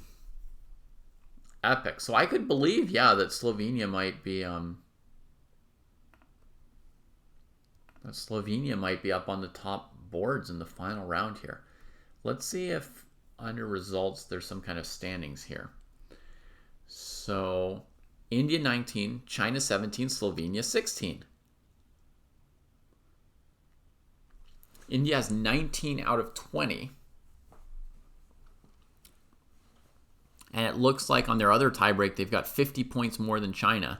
So I think even if India lost 4-0 to Slovenia and China won 4-0 against, I don't know, the US or somebody, I think India's already won the gold medals here. And I mean, what more can you say? Gukesh versus Fabi. These guys are the champions, my friend. They are the champion. All right.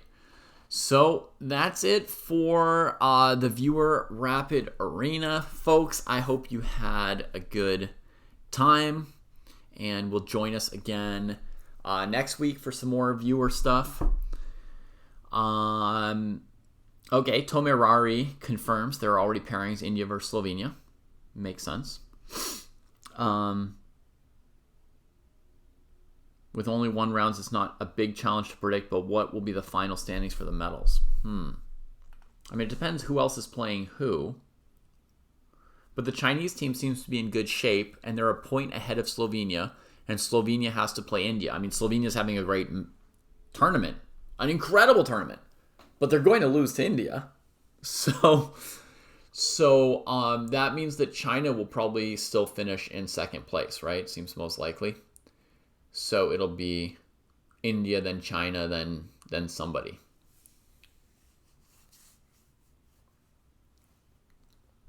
I didn't see all the standings just now.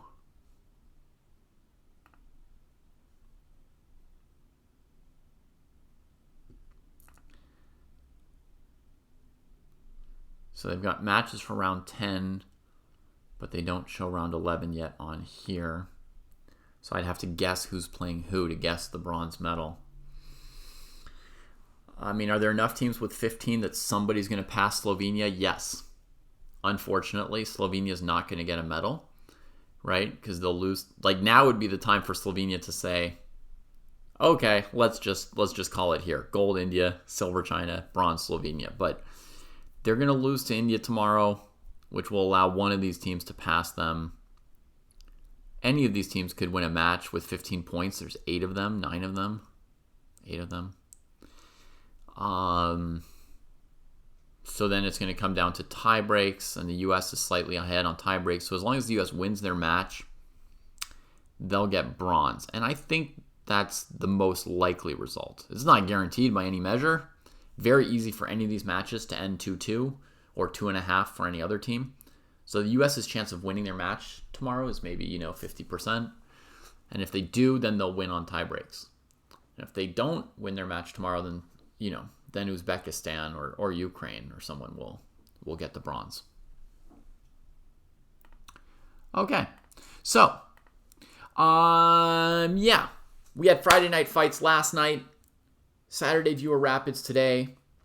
The Olympiad's coming to a close tomorrow. It's the weekend. I can't do coverage of it, but maybe Jesse will. But also, the drama's kind of done, right? Gukesh tore through the field. Aragaisi tore through the field.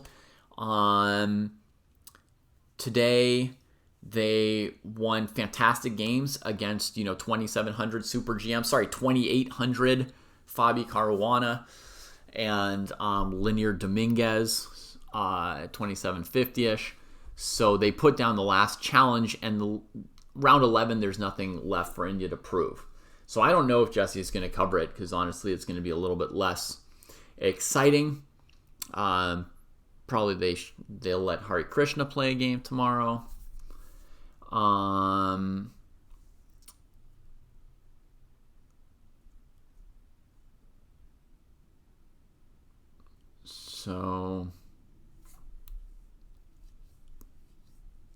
So my point is, we're coming to the close of a chapter, right?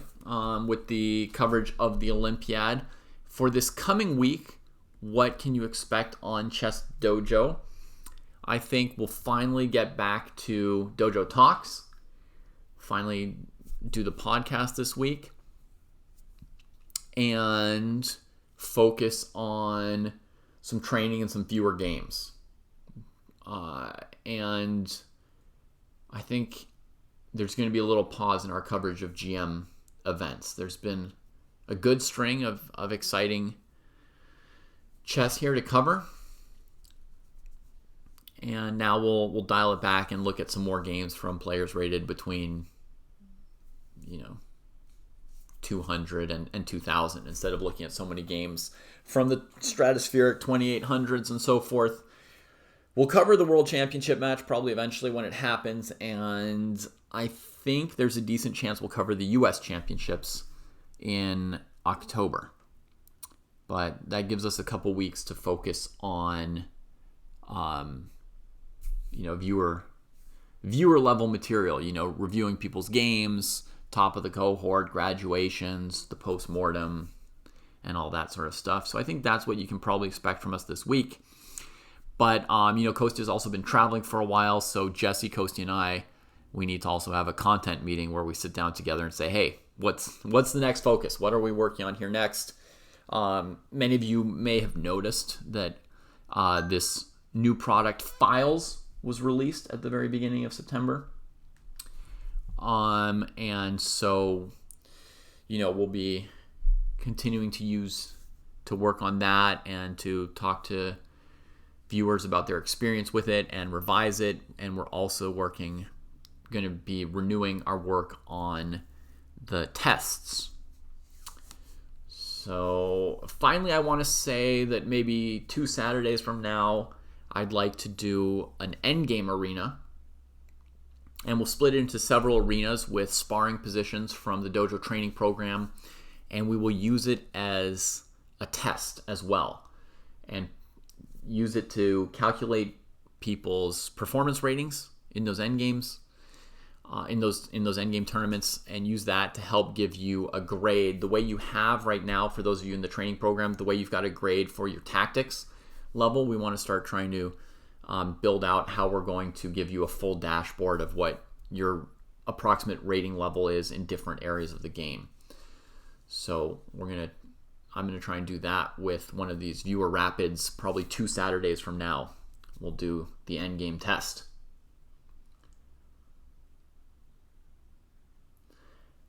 You want to ask me, you're facing a problem of feeling jealous. This is the last thing we're going to talk about, folks. I've given my rundown and I have to go. Melt Like Butter's faced this problem of feeling jealous about somebody else's progress because they've improved more than you. And it could be at chess or it could be at something else in life. Have I ever felt that? No. I haven't felt that. So I don't have great firsthand experience to speak to on like how I dealt with it or recovered from it or whatever. But I have, worked over the last 10 to 20 years on my ego and just on tamping that down a little bit and, being as happy, realizing that my opponents are as deserving of winning games as I am, so that in general it doesn't, and by the same token that other people are as worthy of, improving and making progress as me. So, what can I tell you from that? I think one thing that's helped me in that area was serving someone else. Very often in life for young people, your parents, your teachers, and everyone around you is serving you, right? They're trying to make your life better, and you're kind of enjoying it, and you're just supposed to train and get better and develop yourself and so forth, right? And I think a really important experience for any adult is to serve somebody else by choice. Not to be a slave, obviously, but to serve someone else by choice. And before I had kids, I got some chickens. And I took care of those chickens and I cared for them, and I worried about their needs, and I did things for them. And I must have been like about 30 years old, and I was transitioning from a very selfish period, in a sense, in the 20s, where I was playing chess and trying to develop my abilities, and then building chess.com and trying to make that trying to build like a whole content thing, but also strategically make the company succeed, make a kids website with Chess Kid, and try and sort of compete in the business world of chess, so to speak. And then I transitioned, and as I was transitioning from that, I spent time taking care of these chickens, and that's what really, I think, gave me a whole different perspective on life. So I think, Melt Like Butter, you sound like somebody pretty young to me. But if you're old enough to try and serve or take care of someone else, and it could be a person or an animal or anything, even in a small way, that's an experience I would really recommend to you. I think putting yourself sort of beneath or in service towards someone else and sort of valuing that person's life and outcomes is a really important perspective to have. And I think there are some people, and I think people don't have to have kids, right? I'm not telling you about raising my kids, but I think there are some people who go through life without ever serving others, and you can see there's like a missing piece in their worldview and understanding. Like, I became very, very grateful to my parents only after I had my own kids, which is a sad thing to say. In a sense, it would be nice if I could have just recognized their efforts and the great things they did for me and appreciated them all along the way. And I think to some extent I did, but I never really got it until I was taking care of others. And then I was like, oh my God. And suddenly I could pardon my parents for everything. And a lot of people have things against their parents, right? They've got things that they blame their parents for. Someone else's parents let them do something they didn't get to do, or your parents pushed you to do something, or put some pressure on you, or didn't push you enough, didn't believe in you, whatever it might be. Everyone's got some kind of gripes against their parents, I think, mostly. So once I had tried to be a parent myself and understood just how impossible it was to do it perfectly, right? And just how big a challenge it was, and how big an endeavor, and how much work and all that, I just, overflowed with understanding and gratitude for my own parents. So I think, and I don't think that everyone needs to have kids, right? Let me just do this. This is not like an anti-people who don't have kids thing. It's a choice, and not everybody needs to have kids. There are tons of ways to participate and contribute to the world and to interact with those around you and relate and everything, right? So it could be a chicken. It could be a dog. Somebody was saying getting a dog is big, right? Madarka Donk saying that, right? It's not just like a little thing. Like, you can't just say like, okay, that was cool. Like, let me put it aside like a hobby. You're taking on a really big responsibility that you're going to feel it's going to have an impact on your whole life. But Melt Like Butter, I think you're right at the age to make the maturity transition that I did, right? If you're at 27 there. So I think, yeah, you have the capabilities to help and take care of somebody else in some way. And I think if you go out and do that, it's going to add a lot of perspective and make you a kinder, wiser person. And probably also solve the jealousy thing. All right. Much love to everybody.